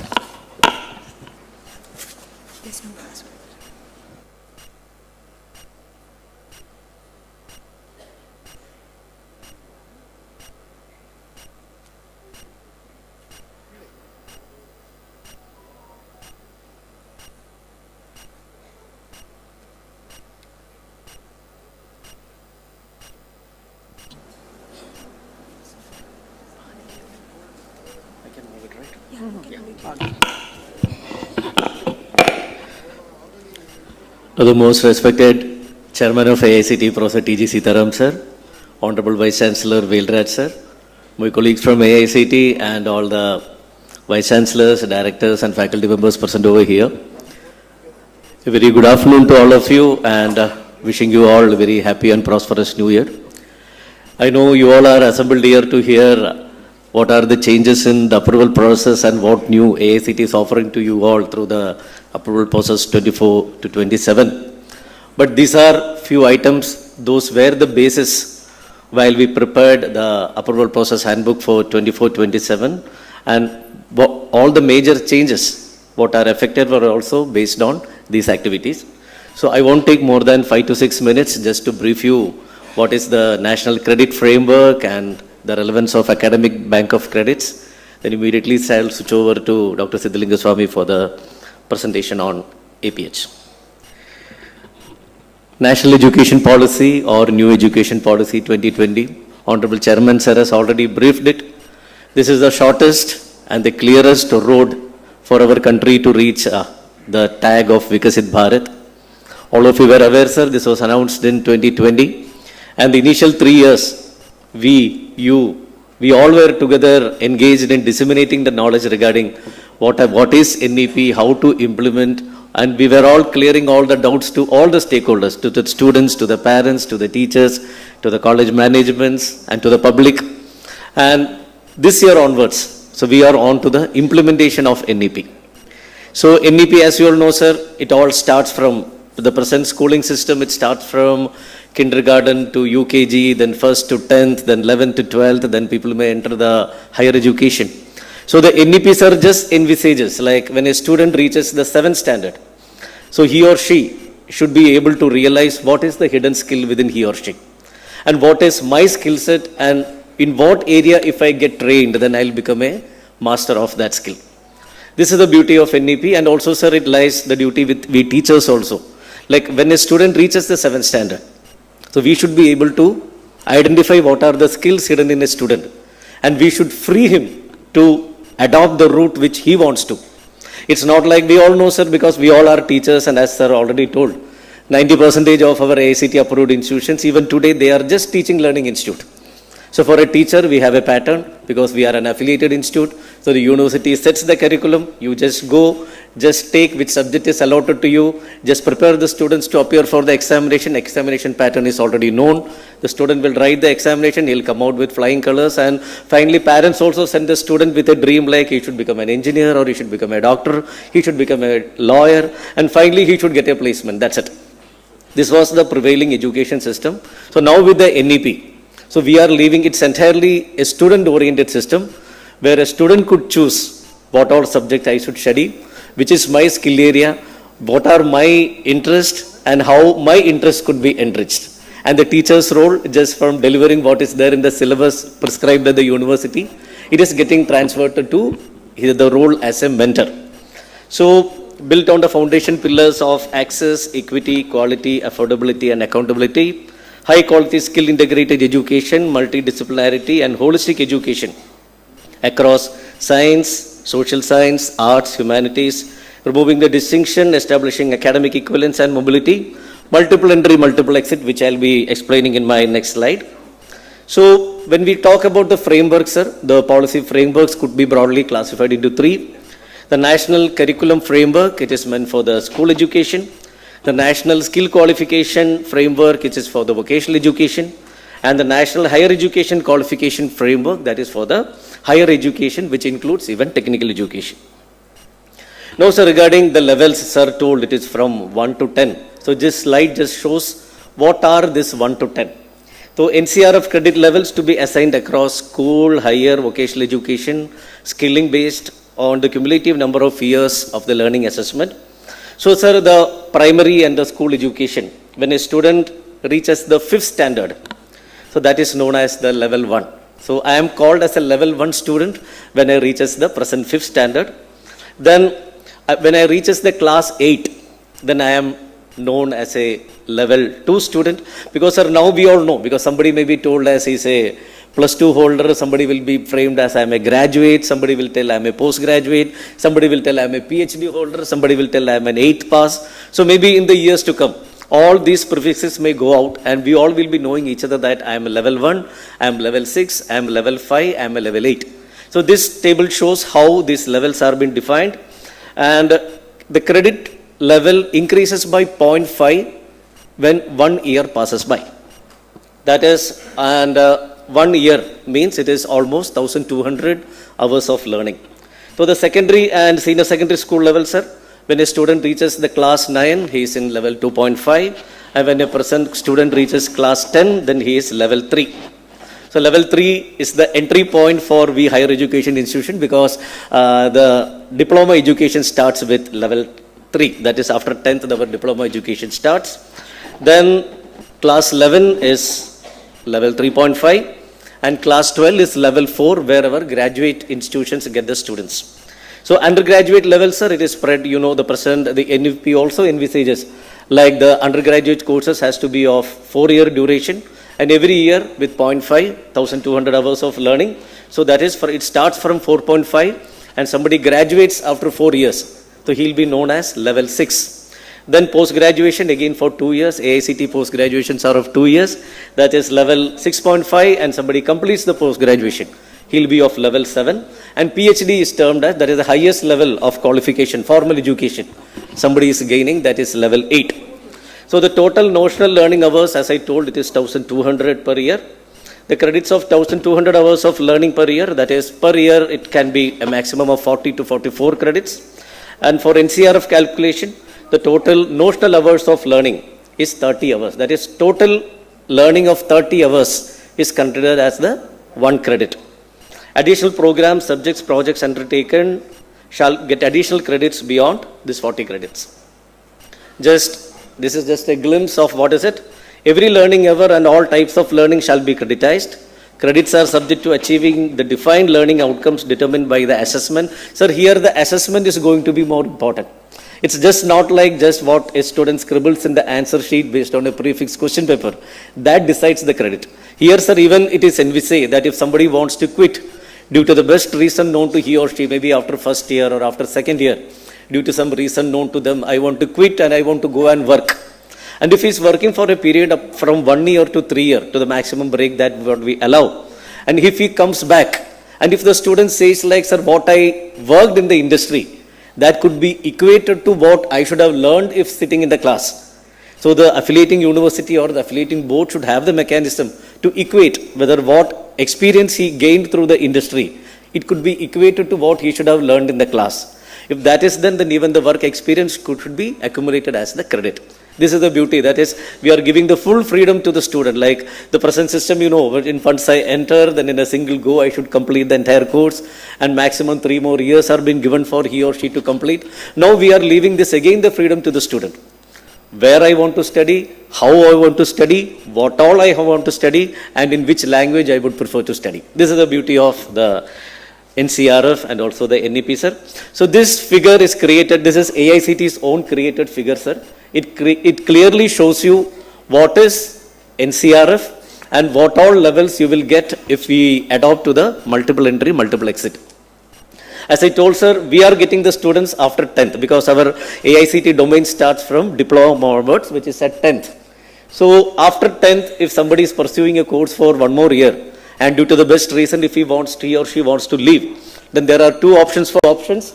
I'll be getting a undergraduate certificate. It's not like just by studying my first year of engineering and if I'm quitting, I'm getting an undergraduate certificate. I have to undergo some more credit, maybe 10 more credits that the affiliating university or board will decide what are the additional 10 credits that a student should earn so that I'm getting an undergraduate certificate. Then after 2nd year of study, if he's leaving, then he'll be getting an undergraduate diploma certificate. If I'm intended to leave after the 3rd year, then I'll be getting a Bachelor of Vocation certificate.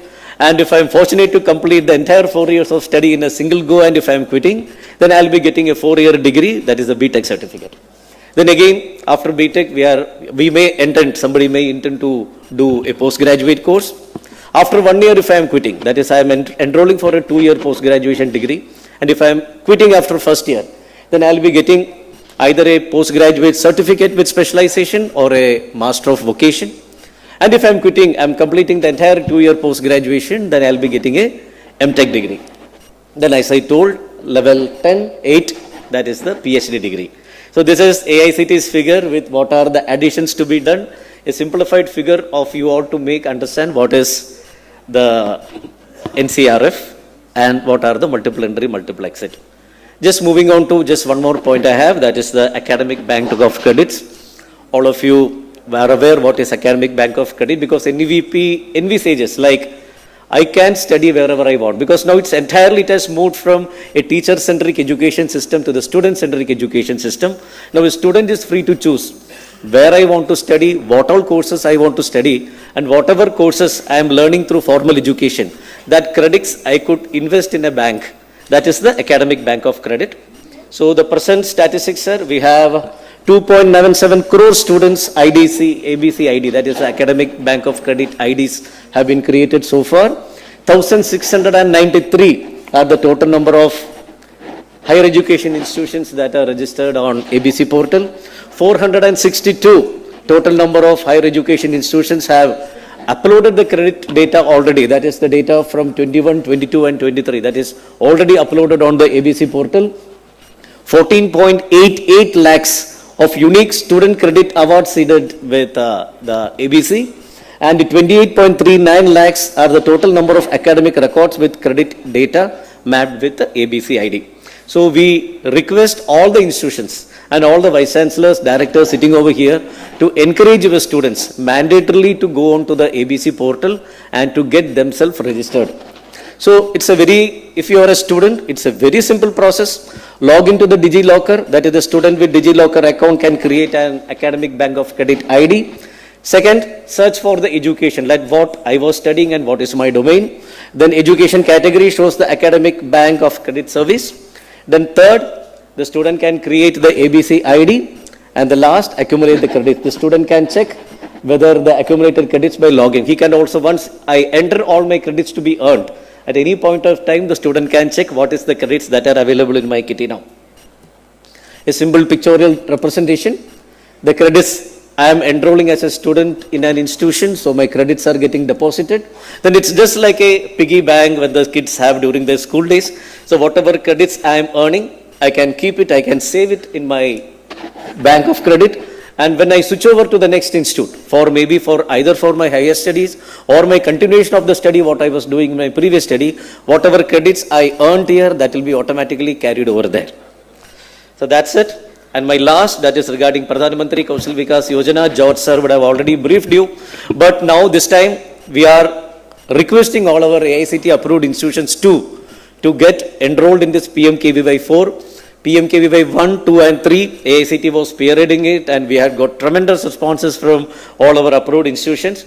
So the PMKVY 4, that is the period is 2022 to 26. It has got two features, that is envisages short-term training as well as recognition of prior learning. So the targeted beneficiaries, that is 15 to 45 age group is for the short-term training, and 18 to 59 age group is for the recognition of prior learning. Methods of training, it is full-time classroom. Training duration, it is 200 to 600 for STT and 30 to 132 for RPL. Training institutions, all our AICTE approved institutions are empowered to be training institutions. NSQF level of training. So you will be imparting the training between the level 3 to 7. And post-training, we are requesting like all the students who undergo the training, either they should be self-employed or they should be engaged in wage employment, or even they can be mapped on to apprenticeship. So all our colleges which are intending to provide or which are intending to run PMKVY, they will be known as skill hubs. So we can just see what are the prerequisites for a skill hub. You should have available adequate infrastructure, classrooms for theory classes and laboratory, Aadhaar enabled biometric system to be installed, and attendance of candidates and trainers to be captured. Teacher trainer available in all institutions with domain experience. All our teachers are empowered to teach it. And for the other prerequisites, again the same. Dedicated resource, and you can use the beauty of PMKVY 4 is that, sir, even our own students who are enrolled in our college for pursuing maybe BE, BTech, diploma or whatever course, they also can be used for getting enrolled to this PMKVY. This is my last slide. It is regarding what are the steps to be followed. You can just take a click of this. First, the institution has to show interest on the portal. Then the target allocation, that is what are you intending to train. Then the training provider ID to be created. Training center ID will be created. Then batch creation of the training center. Then candidate registration. Here eKYC is mandatory. Then accepting a candidate's request to be trained. It's not like you are forcefully asking somebody like you should get trained. You should get a request from the student that I want to get trained.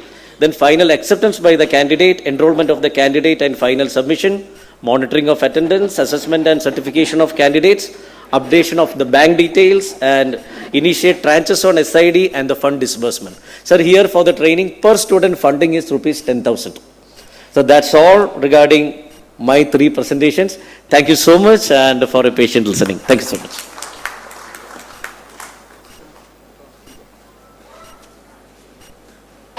Thank you so much, sir.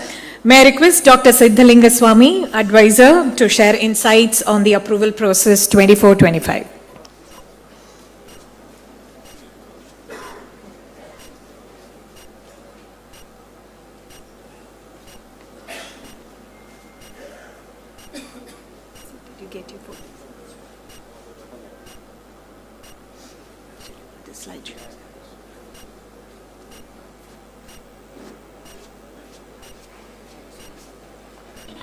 So, good afternoon to all. Just I will highlight only the important things.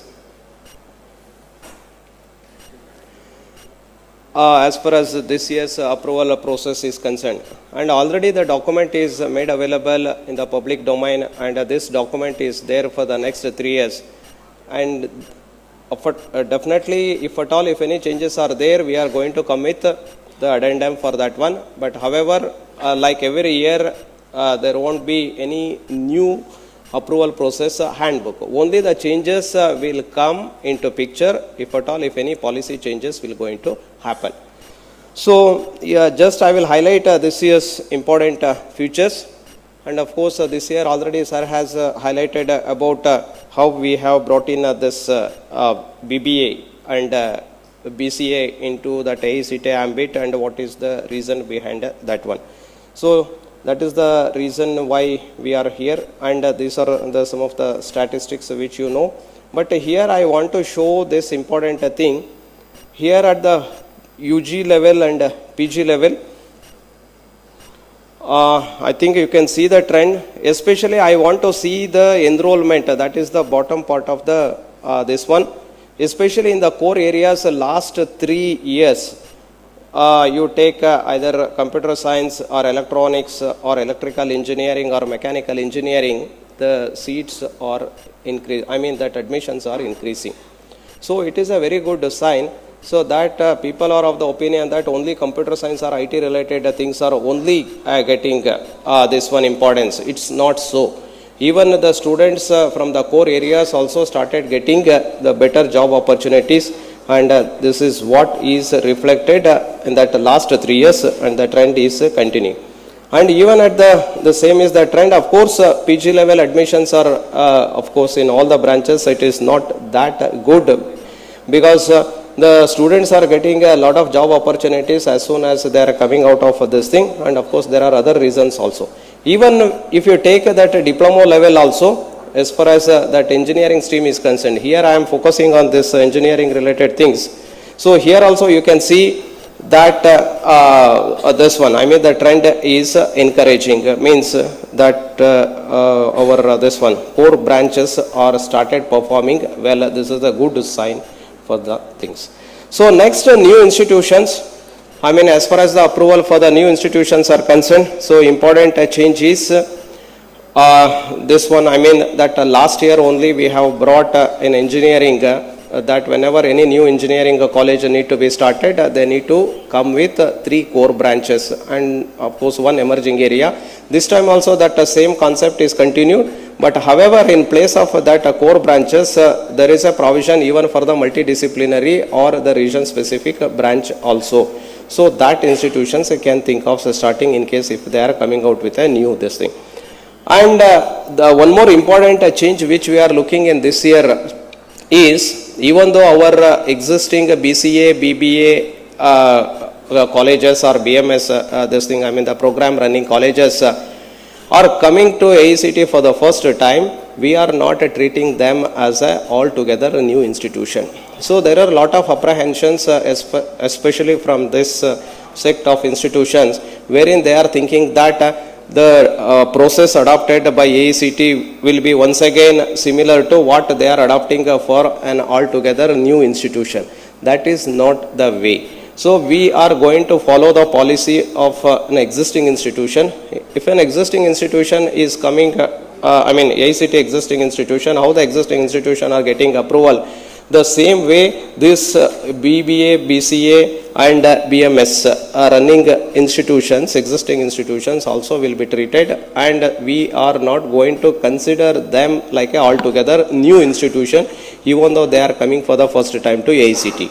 So in that context, there is no need to worry as far as that processing fees of whatever is prescribed in the first chapter, that is definitely not applicable to any of the existing BBA, BCA or BMS running institutions. Only they need to pay the TER charges applicable for the number of divisions which they are having. To say, based on the intake only, the institutions will be made or will be asked to pay the charges, and accordingly the approval will be given. So here the treatment will be exactly similar to our existing approved institution, not as the new institution. And one more thing is, here I want to highlight especially some of the general degree colleges who are already running MBA and MCA. They are already having approval of AICTE. For them it is still very easy in case if they are running BBA, BCA in the same institution already for all these years, they are not taking approval for that. Now they can very easily make use of the existing ID which already these institutions are having, that AICTE PID and the credentials. Using the same credentials, you can add this BBA and BCA courses along with that MCA and MBA. So they need not have to worry, and that there is one class called new level, new program, under that the institution can add. Sir, what about for this engineering colleges, whether they can think of starting? Yes, for them also it is possible. In case if they are not as on today running any management or computer application programs. Computer application means our MCA falls under this computer application. Similarly, BCA also falls under computer application. As far as AICTE is concerned, this computer application is a separate program like engineering and technology. Under engineering and technology, you will come across different branches like mechanical, civil, electrical. Similarly, under computer applications, as far as AICTE approval is concerned, two important things, one at PG level called MCA and other one is at UG level from this year onwards, it is BCA definitely. Similarly, there one more program called management. In that also already PG level MBA is there and UG level BBA or BMS. BMS is only in few states, still that nomenclature is followed, but in majority of the states for bachelor's, I mean that undergraduate management level course, the normal program nomenclature is BBA. So that they can add under this management program. So as far as the existing institutions who are already having approval is concerned, for getting approval for this BCA or BBA is very easy. They can use the same ID. And here there is one more confusion or some of the questions we are getting. Sir, the same management is also running BCA, BBA in some other college. Can we bring those courses in this our AICTE approved ID wherein we are having this MBA and MCA approved or something like that? So please don't do like that. You cannot bring that college straight away along with this existing college because you are having two different colleges. Only when you do that one, provided in the same college already you are having approval for MBA and MCA, and in the same college, in that same name, you are also running BCA, BBA, then only you can do that using the existing ID of the institution. Otherwise, if the institutions are two different institutions as on today are there, maybe belonging to the same trust or society, please you try to apply that BCA or BBA running institution as a separate this one and take approval for that. As I already made it very clear, we are not going to treat it like a new institution. It also will be considered as an existing institution. Simple procedure need to be followed. The only thing is, so far the institutions which are not having approval, they need to come through NSWS portal. That's it. That registration they need to make it. Other words, absolutely there is no change as far as that existing BBA, BCA running institutions are concerned. So this is the important thing the institutions need to know, because we are getting a lot of questions especially related to this, whether we can add this BCA, BBA of the same trust which is running separately as a separate college to take AICTE approval. So this will going to create a problem, because when you are going to that affiliating university, then they will ask the approval letter. If that approval letter contains the name of the institution as you are already approved AICTE institution, not the one, because you cannot create within the same ID one more institution name. Two institution names under one ID is not possible. And only when that institutions got merged, then only again there also only one name will retain and not both the names will be both the names will be reflected. So this is the reason why we want the institutions with, under the same trust with a different nomenclatures, please try to continue with the same. But later on, in case if that university in the later stages don't have any problem, then next year you can think of merging those two institutions. So anyway, NEP has already enabled this feature. Definitely this will going to be the future in the coming days. Definitely all these things. There is no more barricades like only humanities separate colleges, science separate colleges, art separate, not like that. So in future you will going to see only that engineering college or something like that. So you will find only that higher education institution. That is why in NEP everywhere they defined it as HEIs. So higher education institutions means under that banner you can have all the programs and courses which are coming into picture after +2 education qualification is concerned.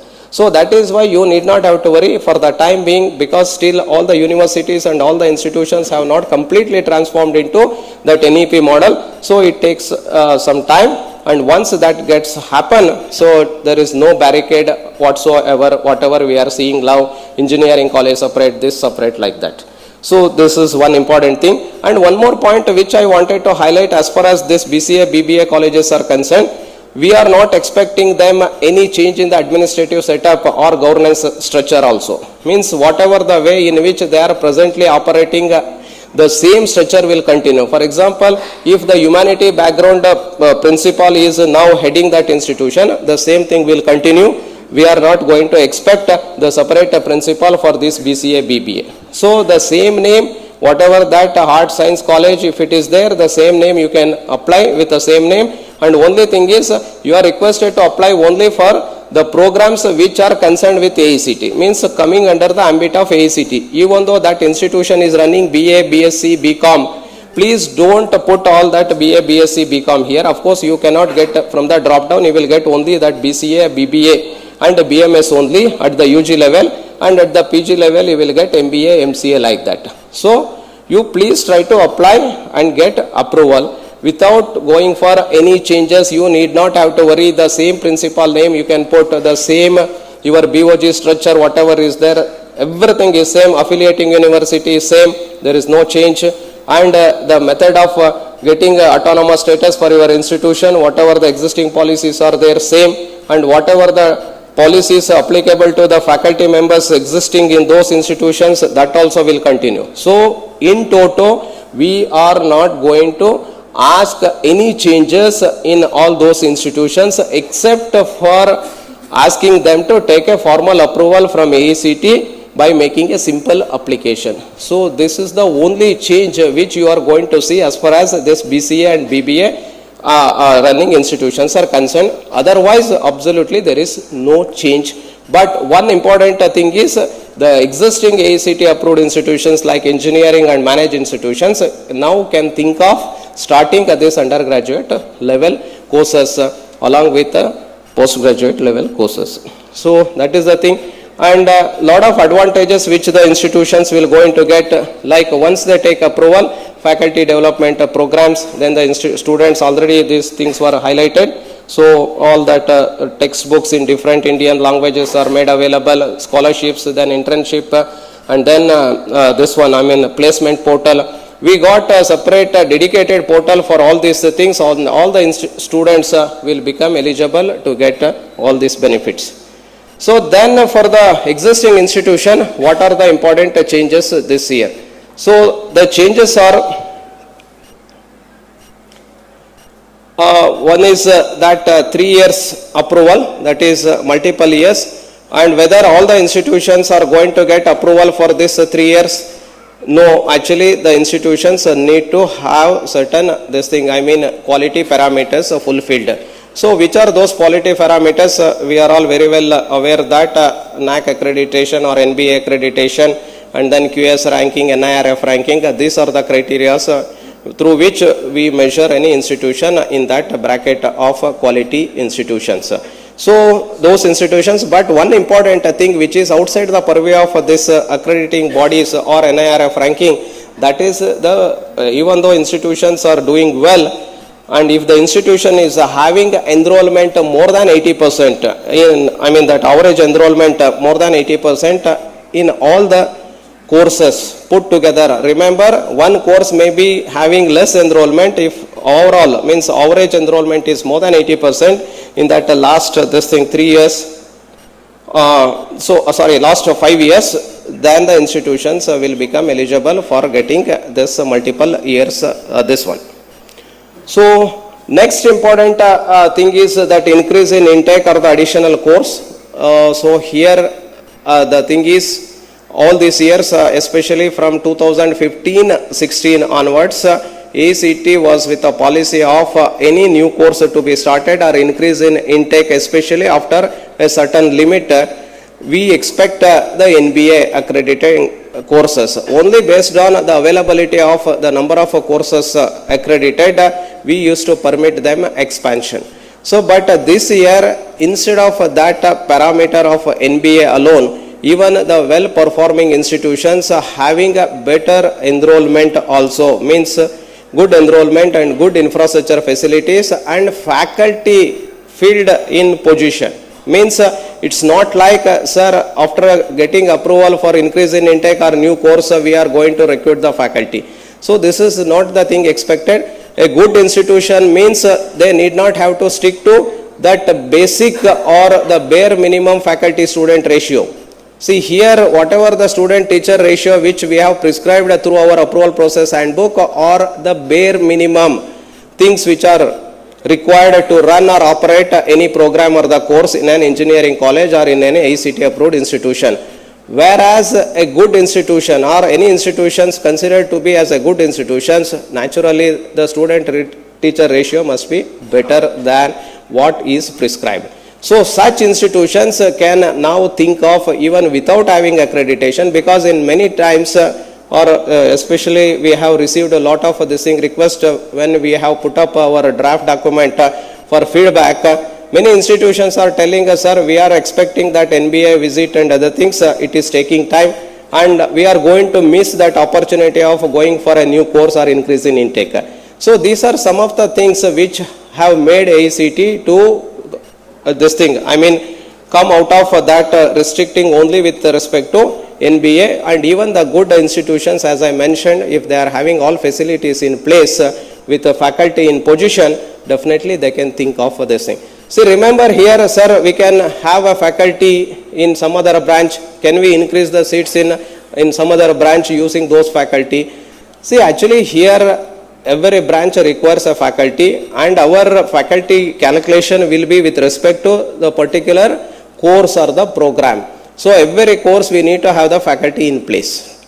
Otherwise, you cannot show some other department of faculty against some other department to increase. That and all is not permitted.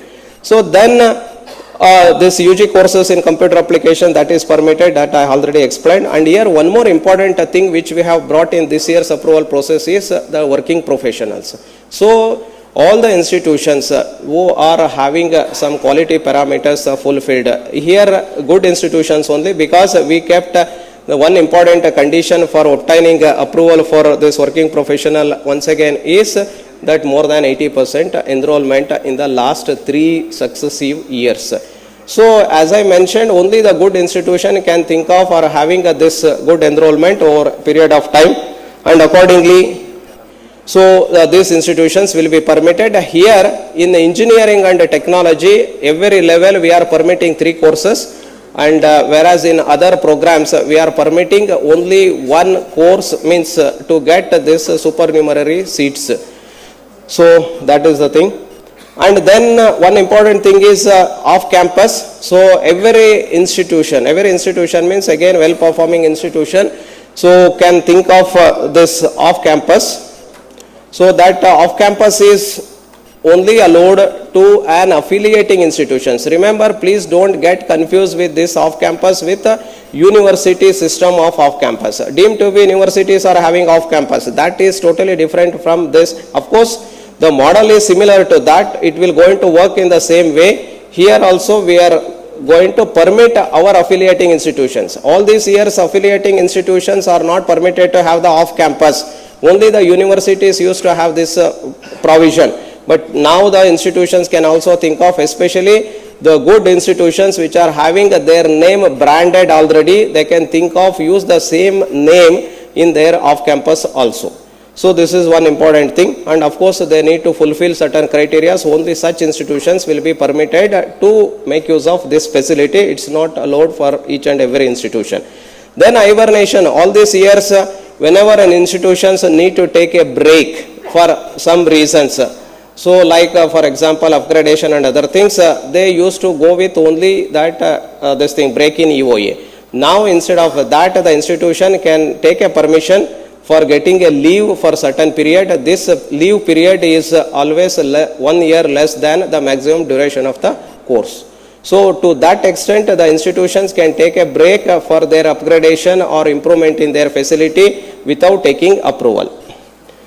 So next other categories, all other things are continuing. I mean like whatever this thing earlier we used to have, like introduction of this thing and all that, this one. And here one more important thing is in this PGDM institutions, I want to highlight one important thing. These PGDM institutions all these years are stand-alone in nature, especially 18-19 onwards. Now this year, these PGDM institutions are permitted to start other programs or the courses like any other institution except the MBA. Means except MBA, all other things they can start provided if they got facilities. So PGDM institutions, if they want to done away with this thing, either they need to convert their PGDM into MBA and they can also start, or otherwise they should continue with only PGDM and do that other this thing. And of course for this PGDM institutions also that working professional concept is applicable. So then collaboration and twinning, and sir has highlighted like this year we are allowing the institutions to have a collaboration with industries and research organizations to run a program or a course, especially that PG level or this latest technology related courses, the institutions can think of having a collaboration with industry which is having this latest facilities to offer this one. And of course there are conditions applicable. It's not 100% like the entire thing can be operated in that organizations, not in that way. It's a collaborated means it should be with both the institution engagement and as well as that industry. So then this year there is no separate approval. We are getting questions like we need to apply for vocational courses to get approval. As such, there is no separate approval is required for vocational or skill development courses. This year, if any institution getting approval by AICTE, by default all those institutions are having permission to run any vocational courses related to the branches which they are operating in their institution. So that is how it goes. Next is open and distance learning, that is OL and ODL. Some of the universities, especially from the state of Tamil Nadu, are having this approval. So this year, apart from MCA and MBA, this time BBA and BCA can also be offered through OL and ODL. So the institutions or the of course some institutions also permitted, especially this PGDM institutions with having certain criteria, and universities can think of this one. So then apart from this, we have introduced a concept of this one, professor of practice, similar to professor of practice of UGC. We have brought assistant professor of practice and associate professor of practice. Here the experience expected for this thing, that industry expert to get engaged with an institution is different from the professor of practice. And here up to 15% of that faculty student ratio, whatever the faculty requirement is there, up to 15% the institutions can think of having engaging this professor of practice, assistant professor or associate professor along with adjunct faculty. So then through SWAYAM, we encourage the institutions to make use of this SWAYAM, especially for elective subjects or PG level subjects. All the elective subjects mandatorily, if they do it, it will be good because the students will get more opportunity to have this wide range of subjects to be offered as electives. Then autonomy for the polytechnics, that also is started this year, and like autonomous institutions at the degree level, similarly the diploma level institutions also will get the autonomous. For that AICTE has introduced a policy, and of course the other things. And these are some of the important changes which are there, and of course now related to policy and one more important thing I wanted to inform all of you through this platform. We have started this year information facilitation center also. Through that, if you are having any technical queries or policy related queries, during that scheduled timings, means the technical related query sessions will run from morning 9 AM to evening 9 PM.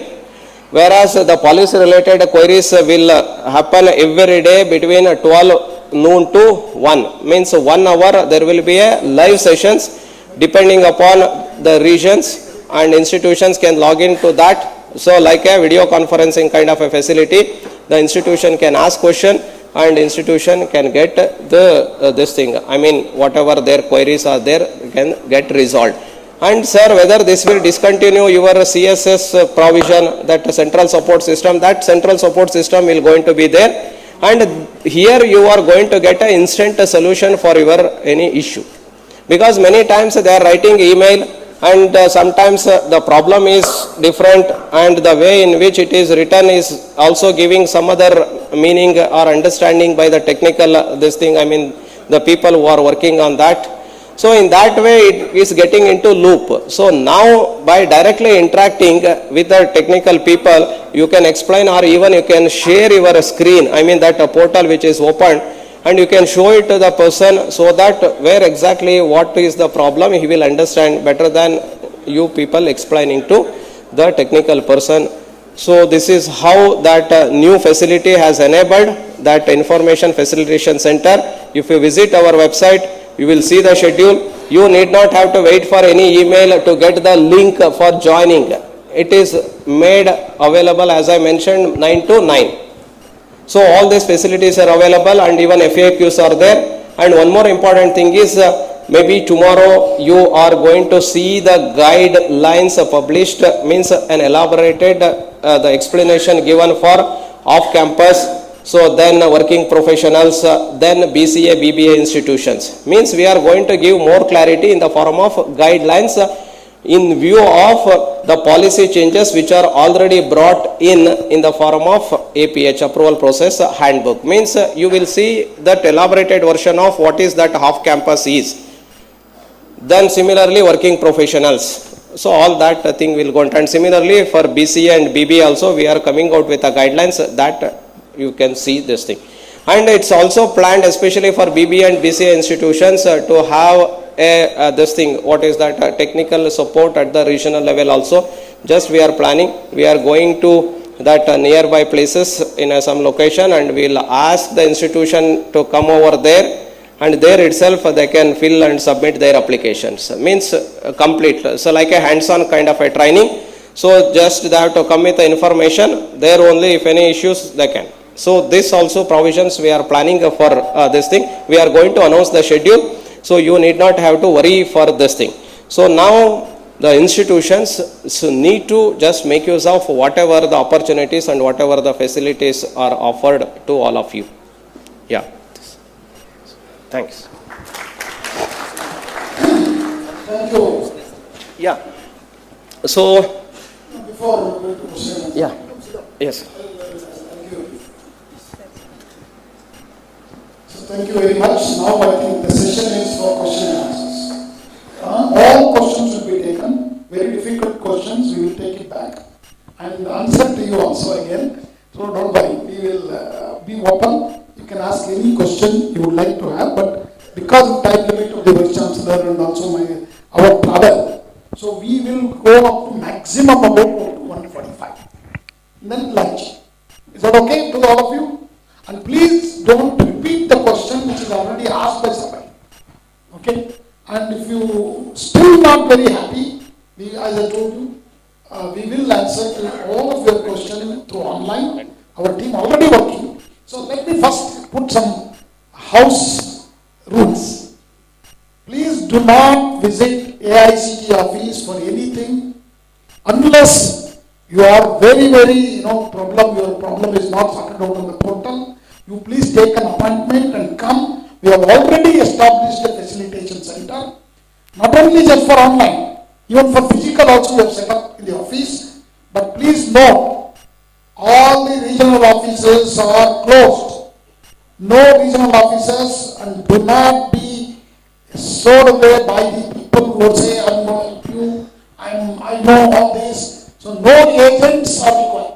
Your assistant professor or a registrar or a deputy registrar or a regular staff would be able to upload information what AICTE is asking. And second, very less number of documents are being made now from 38 to 18. Right? 18, Swami? 18 documents are only asking for engineering and technological institutions. Second point is, our facilitation center is already started functioning for both online and offline. Offline only come with an appointment. Please write to AICTE and can you put the front page of the AICTE website?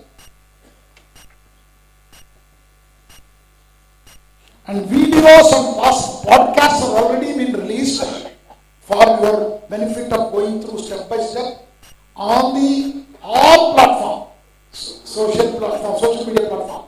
That is Facebook, Instagram, and X, that is Twitter, and even in LinkedIn. Even in LinkedIn, all podcasts are available to go through step by step. Do not use any agents. Again, I am repeating, not required. It's a very, very simple process. And if you are not able to solve at all due to some technical glitch, I said take an appointment. We will give you an appointment at AICTE and we will sit with you, solve technically. Because our LTI person also will be there who is helping us.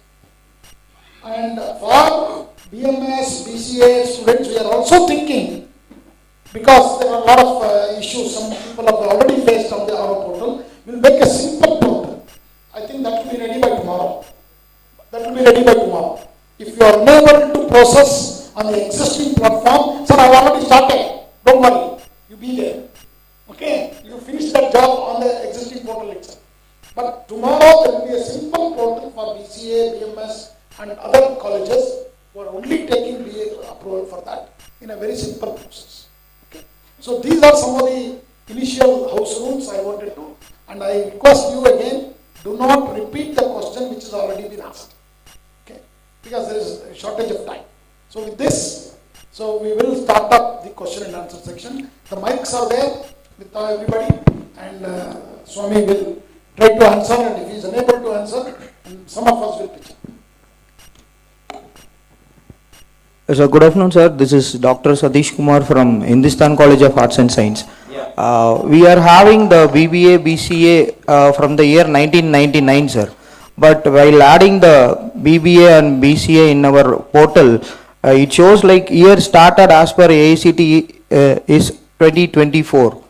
Actually, yours is an existing institution. Existing, yes, sir. Means you are also having AICTE approval. Yes, sir. Yes, sir. You are trying to add that one. Yes, sir. See, I explained. Means I think that may not be in the same college or in a different college. If it is in the same college, like where your MBA and MCA, you are having approval, you can add that BCA, BBA in that same college only. But if some other college your management is running, please don't bring that along with this MBA and MCA. Sir, I'm asking the year, right? Yeah, because no, whatever it may be, year is not the issue. Right. Any year it is started, it is not an issue. Right. And as I mentioned, we are not going to ask this security deposit or that refundable this thing, FDR and other things. It's not an issue. Right. So that is why you need not have to worry. Even that a few years back started institution treatment also will be same like that very old institution.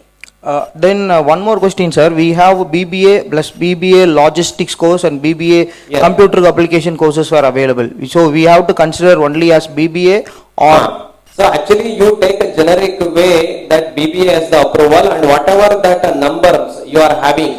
Because actually we also got to know that different states are having different this thing specializations in that BBA. Yes. We are not knowing what are the different this thing specializations. Definitely next year you are going to like how for engineering you are having that so many nomenclatures. The same way we are also trying to bring the nomenclatures. But now you can take a BBA as the approval by putting all that intake together. BBA within the bracket some specialization, next one more specialization. Thank you. Good afternoon, sir. And regarding security deposit, I can't able to understand the... Yeah, actually security deposit is not expected if your institution is already existing and 5 years old. So when is your institution started? For example, if it is started in the year 2018-19, remember, not for offering BBA, BCA courses. Your institution might have started for offering only BA program or BSc program. And only your BCA and BBA, your institution might have started last year or last to last year. So still we consider the inception of the institution, means when the institution started.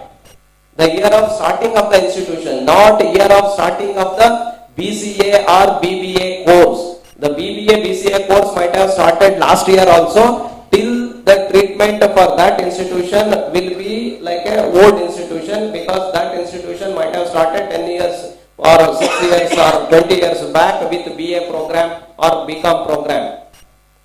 Another one question, sir. We are offering courses affiliated to Bharatiya University. We didn't get any information regarding BCA as well as BBA, sir. Yeah, actually recently UGC has written a letter circular to all the universities, and the universities is going to, in fact in that letter it is very clear that they are going to direct the institutions under their purview to take approval from AICTE from this year onwards for BBA and this BCA courses. So one more thing is, as I mentioned, there is no change in the affiliation required. If it is now affiliated to Bharathidasan University, you need not have to think of coming to Anna University for affiliation. No, it is not like that. That is why we have made it very clear, like as is, where is basis. The presently what you are, the same way we will consider for giving approval to your BBA and BCA courses, even if the numbers, there is a one more question like, sir, your standard batch size is like 60. We need to have exactly 60 numbers. No, in case if your institution or if your university is permitting 40, 80 seats also, the same 80 numbers you can put for taking the approval. More than that is, your question was, you have not got the instruction from your university. It will come, because UGC chairman has only written day before yesterday, secretary. So now, based on the UGC's letter, each vice chancellor of these universities will issue for all affiliated colleges, you have to take the approval. Sir, good afternoon, sir. Yeah. Sir, I am Dr. Periyasamy, Principal, Saidamal Engineering College, Ramanathapuram, sir. Sir, my question is, from this forthcoming academic year 24-25, our institution wants to run another course which belongs to Indian Medical Council. They want to utilize the excess space available. So how to get NOC from Sir, actually this provision is there throughout the year. Your institution can make a request to AICTE for getting permission in the form of NOC in order to utilize the excess infrastructure or facilities which your institution is having. You need to just make an submission request that this thing, even on the portal also you can make a request, or you can write a mail to our approval bureau concerned to that particular region. Say for example, Tamil Nadu falls under SRO, Southern Region, SRO@AICTE-India.org. This is the mail, and there will be an officer in charge for that. They will take care of the rest of the things. There are some formalities. Means you have to showcase that these are the facilities which are in excess. Only after that, means a committee will look into all your your claims, and once the committee get convinced, yes, this particular institution has got the excess facility, 200% your institution will be given NOC for that. But this means, everybody is sitting in Delhi. Please remember that. Yeah. Okay? Not in. Nobody is there in Chennai. But we will answer, because for convenience of operation, we have divided so that each officer can look at each of the regions.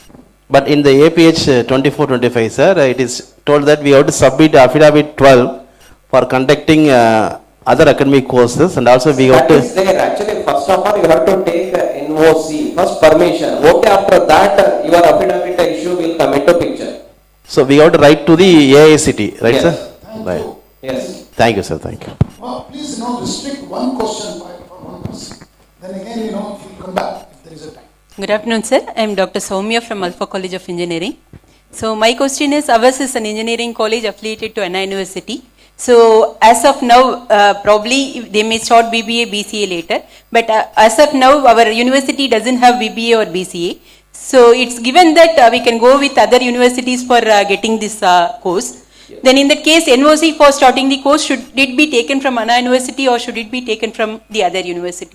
Actually here, the affiliating university. Naturally, as you rightly mentioned, right now, as of today, Anna University is not offering, and of course they are going to do it very soon.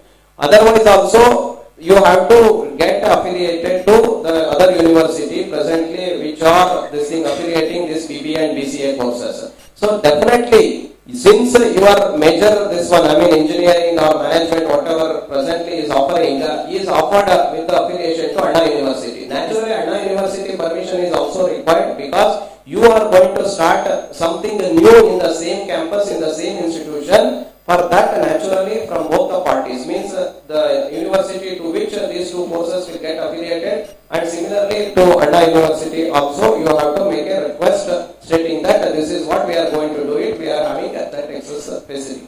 Okay, sir. So one more question is, should we get the affiliation from the state university or we can go with the other universities as well?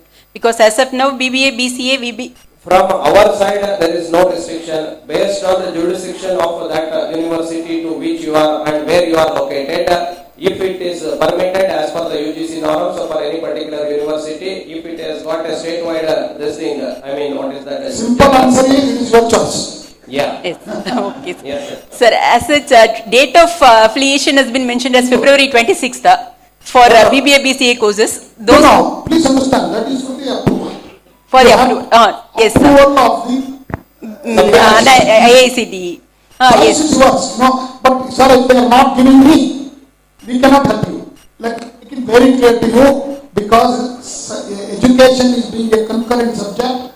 If Velraj says, I will not give you any approval, I will only bring a pressure to him. No, you should consider this because in the interest of the nation.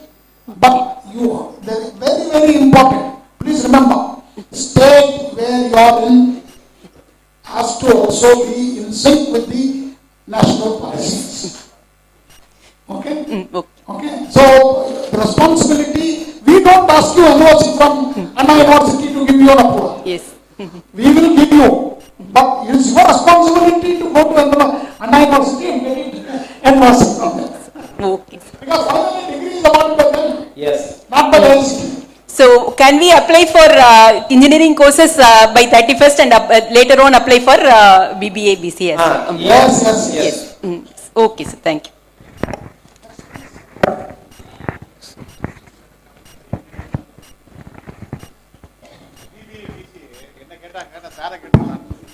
Check. Sir, good afternoon, sir. So we are coming from Arts and Science College. Actually, already we have a MCA course in our college. Now we want to add a MBA course newly.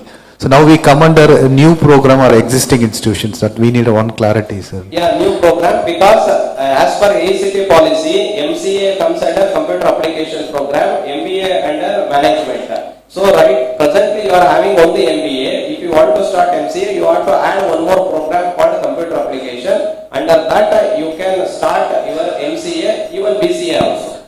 So no, we have MCA, now we want to add MBA. So existing institution.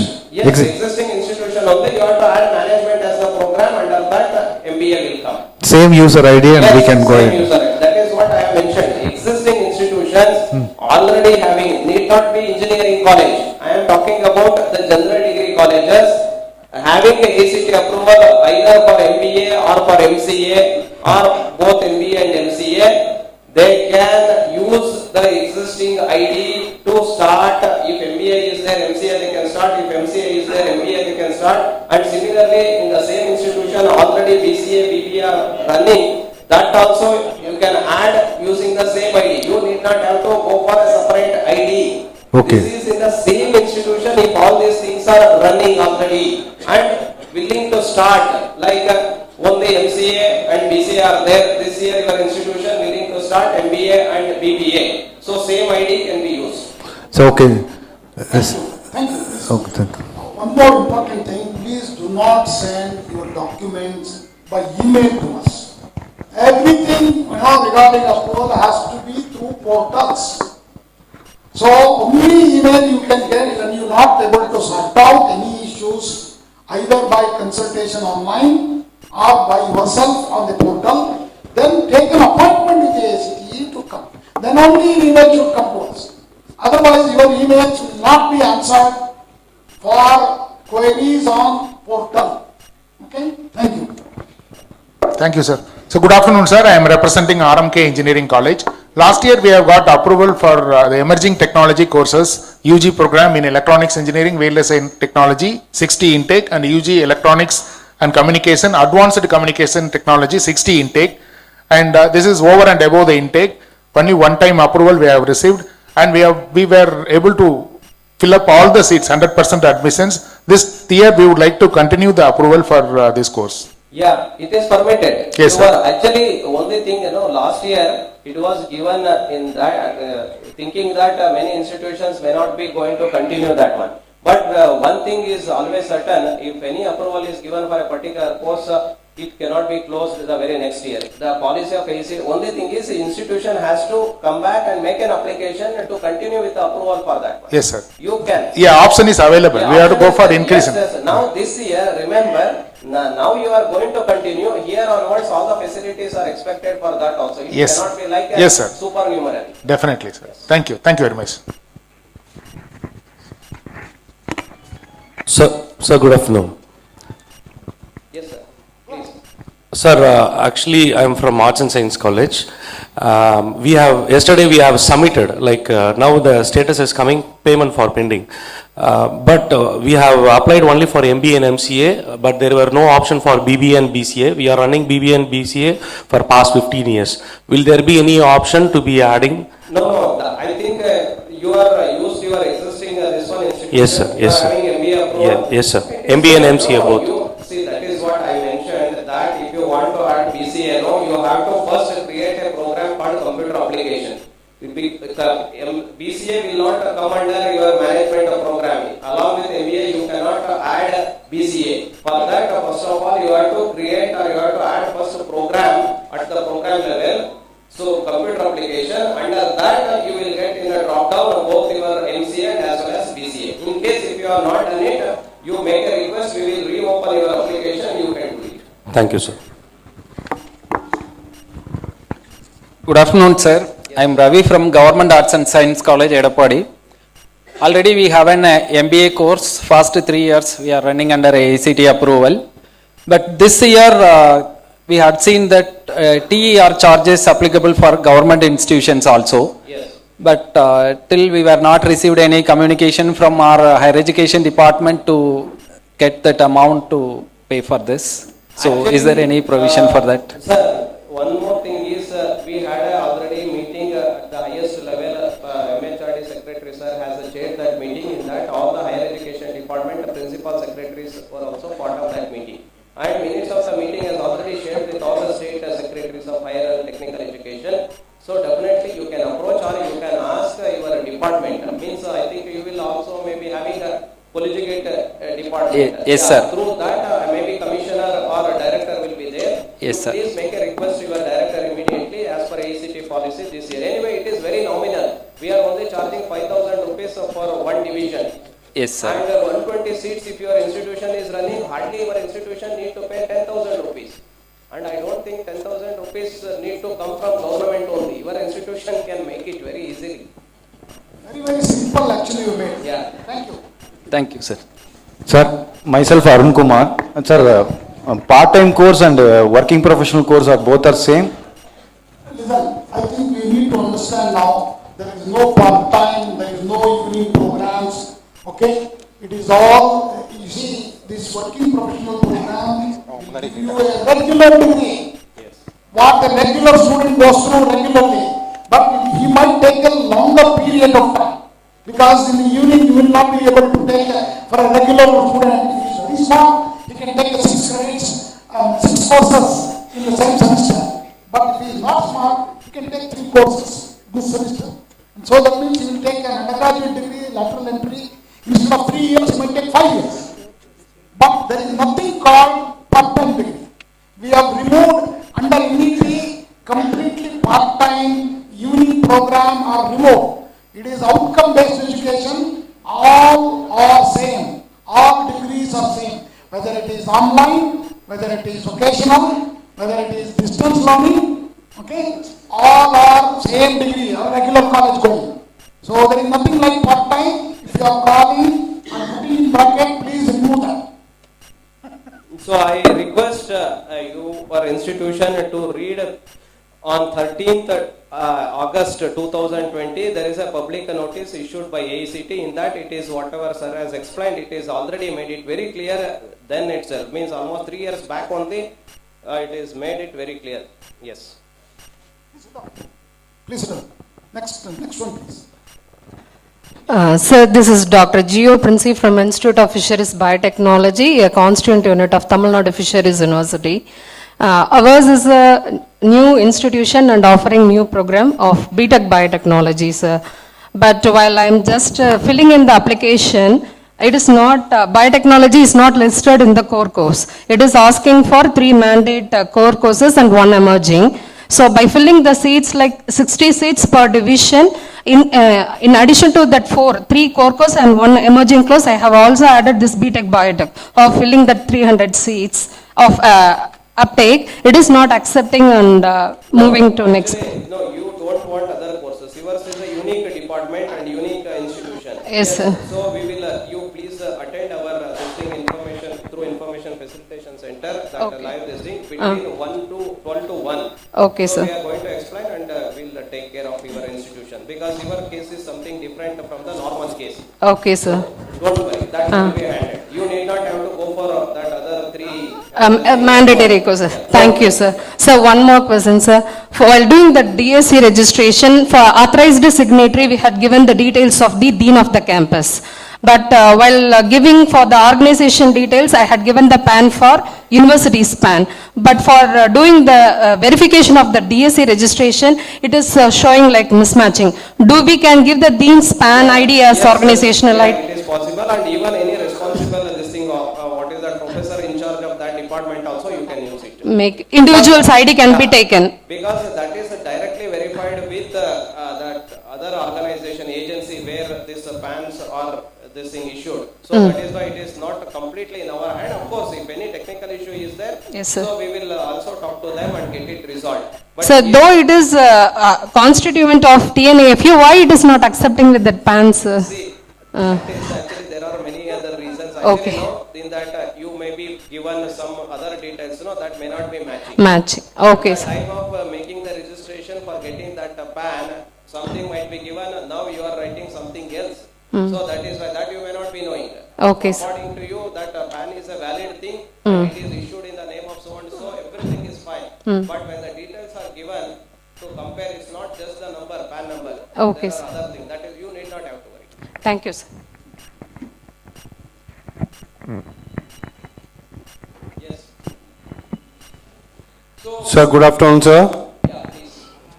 Sir, in 2023-24, we had a total intake of 210. For that, a faculty required is 9 numbers. Whereas when we are coming to 24-25, we had a strength of 150. So the faculty required is 6. But in the portal, it is representing 10 numbers. Why there is an increase of sudden 4 numbers, sir? No, actually, what is the approved intake? Approved intake will be in 24-25 will be 150. Sir, 150 for this year. What about for the previous year? Who No. is going to teach your previous year? No. Previous year it is 23-24 it will be 210. For that the faculty required will be 9 numbers. Sir, actually that is for the last year. Whereas Last year. for this year you are going to, now you are getting into the second year. Am I right? Yes. Yes. So means the second year approved intake and first year, previous year intake will be taken into consideration for calculating number of faculties required. It is not only for this year's whatever you are telling like 150. It is put together that faculty student ratio. Next year if you come, then it will count like the previous 2 years, then that existing year, like that. So good afternoon. I am Dr. Kalpana from Avinash Lingam University, and we are having the MCA and MBA approvals, and now we want to get the approval for BCA and BBA. That is operating in a different campus, self-financed campus. So is that okay? We'll be giving different infrastructure for that and for our MCA. Is that okay, sir? Yeah, it is okay, but the thing is whether you want to run, means actually we are also having a policy like this off-campus kind of a thing. Since yours is an university, so in order to operate that classes in a different this one, you wanted to start under this particular university's banner only. Yes, it is possible. Okay, okay, sir. Thank you, sir.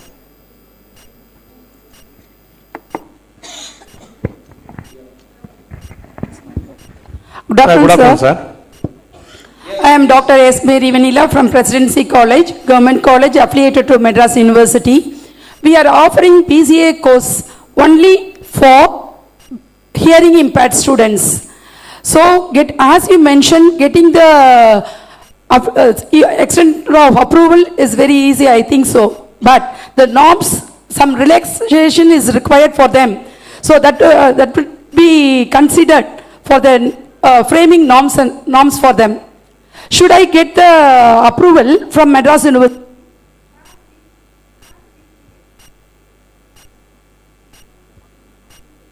BCA or BCA hearing impaired?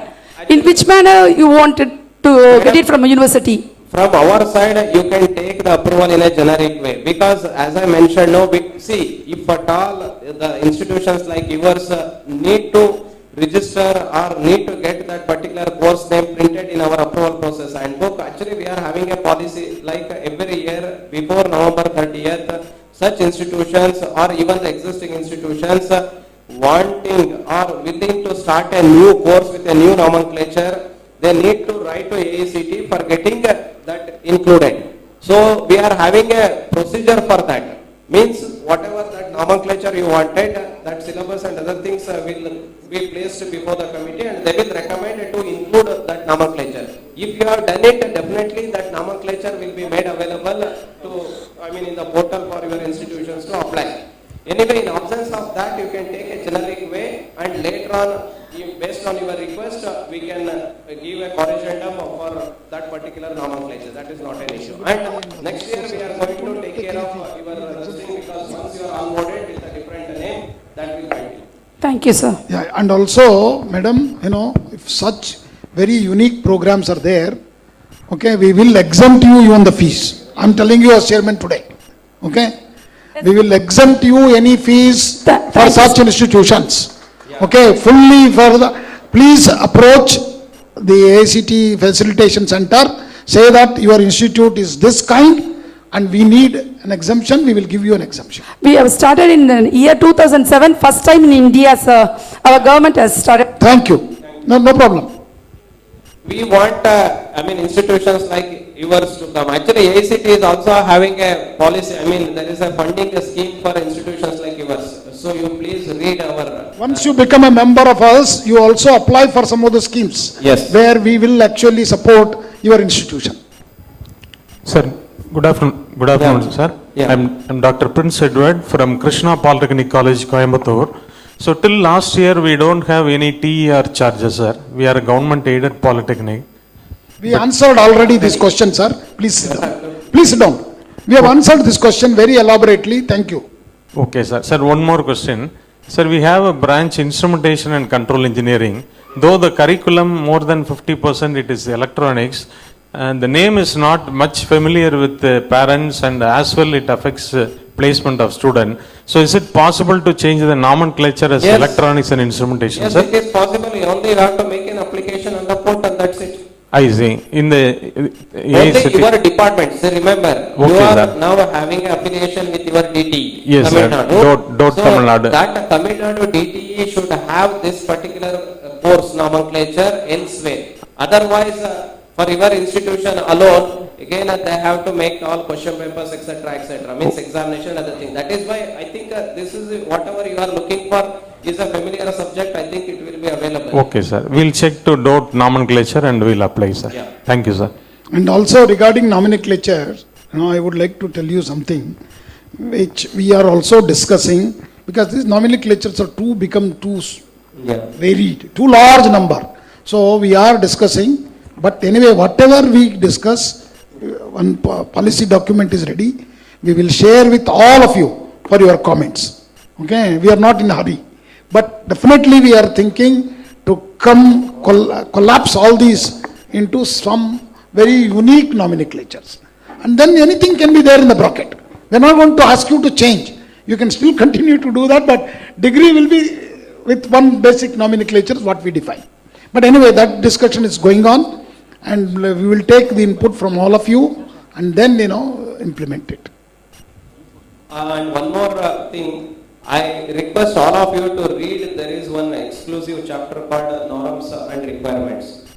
So in that chapter, see, like November, before November 30th, one need to make a submission to AICTE for getting a new course added in that approval process handbook. All those things were mentioned in that. So most of the institutions are not going through that norms and requirements chapter. And similarly, you are also requested to read the penal action chapter also. For violation of any of these norms, what kind of, because many institutions are, they are telling later on, so when some complaints has come, sir, we are not aware of this one, otherwise we would not have violated this particular thing. So one need to know what are our standards and requirements for operating or running any program or course, and at the same time, what are the penal actions in case of any violation. Before I conclude, see, internship, please make it mandatory for one semester, okay? And AICTE internship portal will help you to identify, even if you are an arts, commerce, college also, okay? Please bring in that policy in sync with your university. You have to also work with your university, please understand, because you are the respectable university where you are getting the degrees from for the students, also have to be in sync with this idea. Second, please look at, this is the front page. If you simply type AICTE and you will go to the website, directly to this page. This page I have all the details to you. Facilitation center, and right side, if you look at the click on the facilitation center, that program will also come in. Okay? That program will also come in. We are continuously, making, using technology to help you. Okay? If by chance, if something has broken down, you're not able to register, you're not able to do anything, so you're lost completely, don't consult anybody. You just write an email seeking for an appointment and visit us. Okay? Only in the last resort. Before that, you explore all the avenues we are providing. Okay? And today also, because I know that you might have lot of people have many questions, we are also circulating paper for you. You please write down, all those questions will be taken. If you write your email there, we will reply back to you. Okay? You write your email clearly so that, it is legibly, okay, so that we will be able to reply back to you. So that's what we are going to do. So I'm going to conclude now. I will hand over the mic to the program manager for concluding thank you remarks session. Actually, before we close with this session, I request the institutions, in case if you are having any issue, this time we have made live sessions. So please try to join in those live sessions depending upon the type of the problem you are facing. For example, if you are having a doubt related to policy, see, before making application, I request all of you to have clarity in your thought. What exactly your institution is willing to do it in this year approval. Only after that you try to fill the application. First you get, in case if you are having an element of doubt also, please you attend our that policy related listening session to get your doubt cleared, and after that, similarly if you are having or facing any technical difficulty in filling that application, you please join through this information facilitation center live sessions right from morning 9 a.m. to evening 9 p.m. and definitely you will going to get the solution. This will going to help in a better way instead of you are writing mail and waiting for that reply to come through the mail. It is something like an instant solution for your problem. Yes. Yeah. Yes, sir. Yes. So we conclude the question and answer session.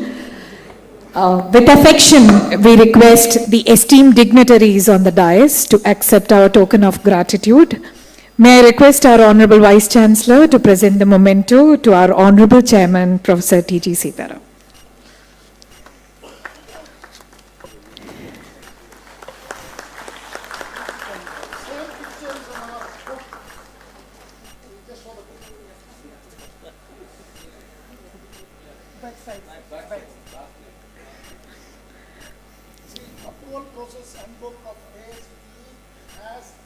Venkateshwara temple.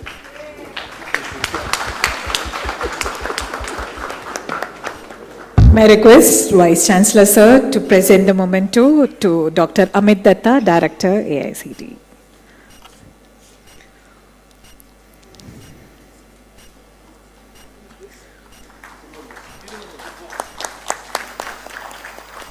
May I request Vice Chancellor Sir to present to Dr. Buddha Chandrasekhar.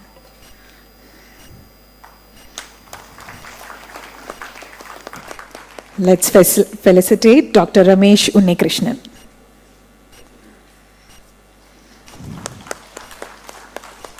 Finally, last not but the least, Dr. Siddhalinga Swami.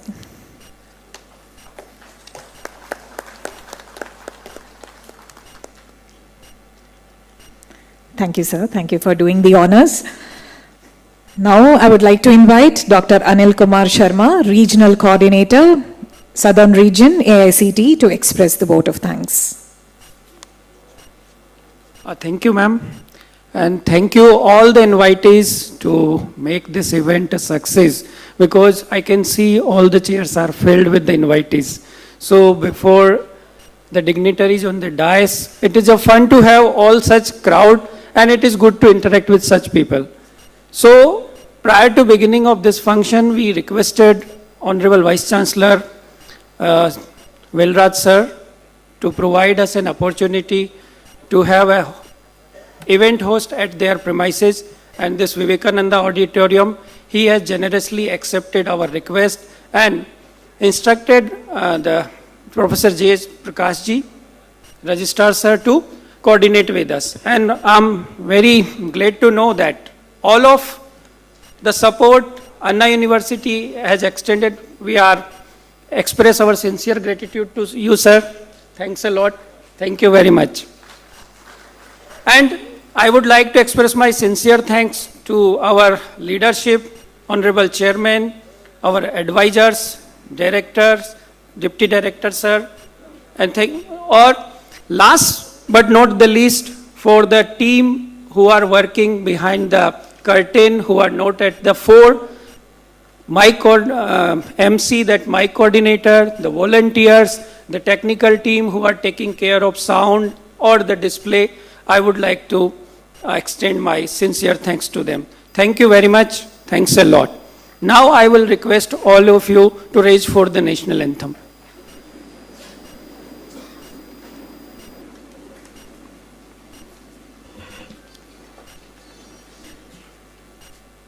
जनगण मन अधिनायक जय हे भारत भाग्य विधाता पंजाब सिंध गुजरात मराठा द्राविड उत्कल वंगा विंध्य हिमाचल यमुना गंगा उच्चल जलधि तरंगा तव शुभ नामे जागे तब शुभ आशीष मांगे गाहे तब जय गाथा जनगण मंगलदायक जय हे भारत भाग्य विधाता जय हे जय हे जय हे जय जय जय जय हे.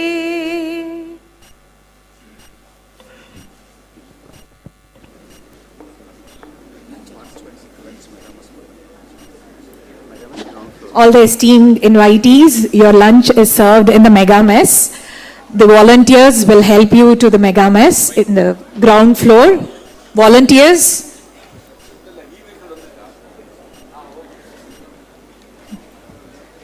Volunteers, please help all the guests.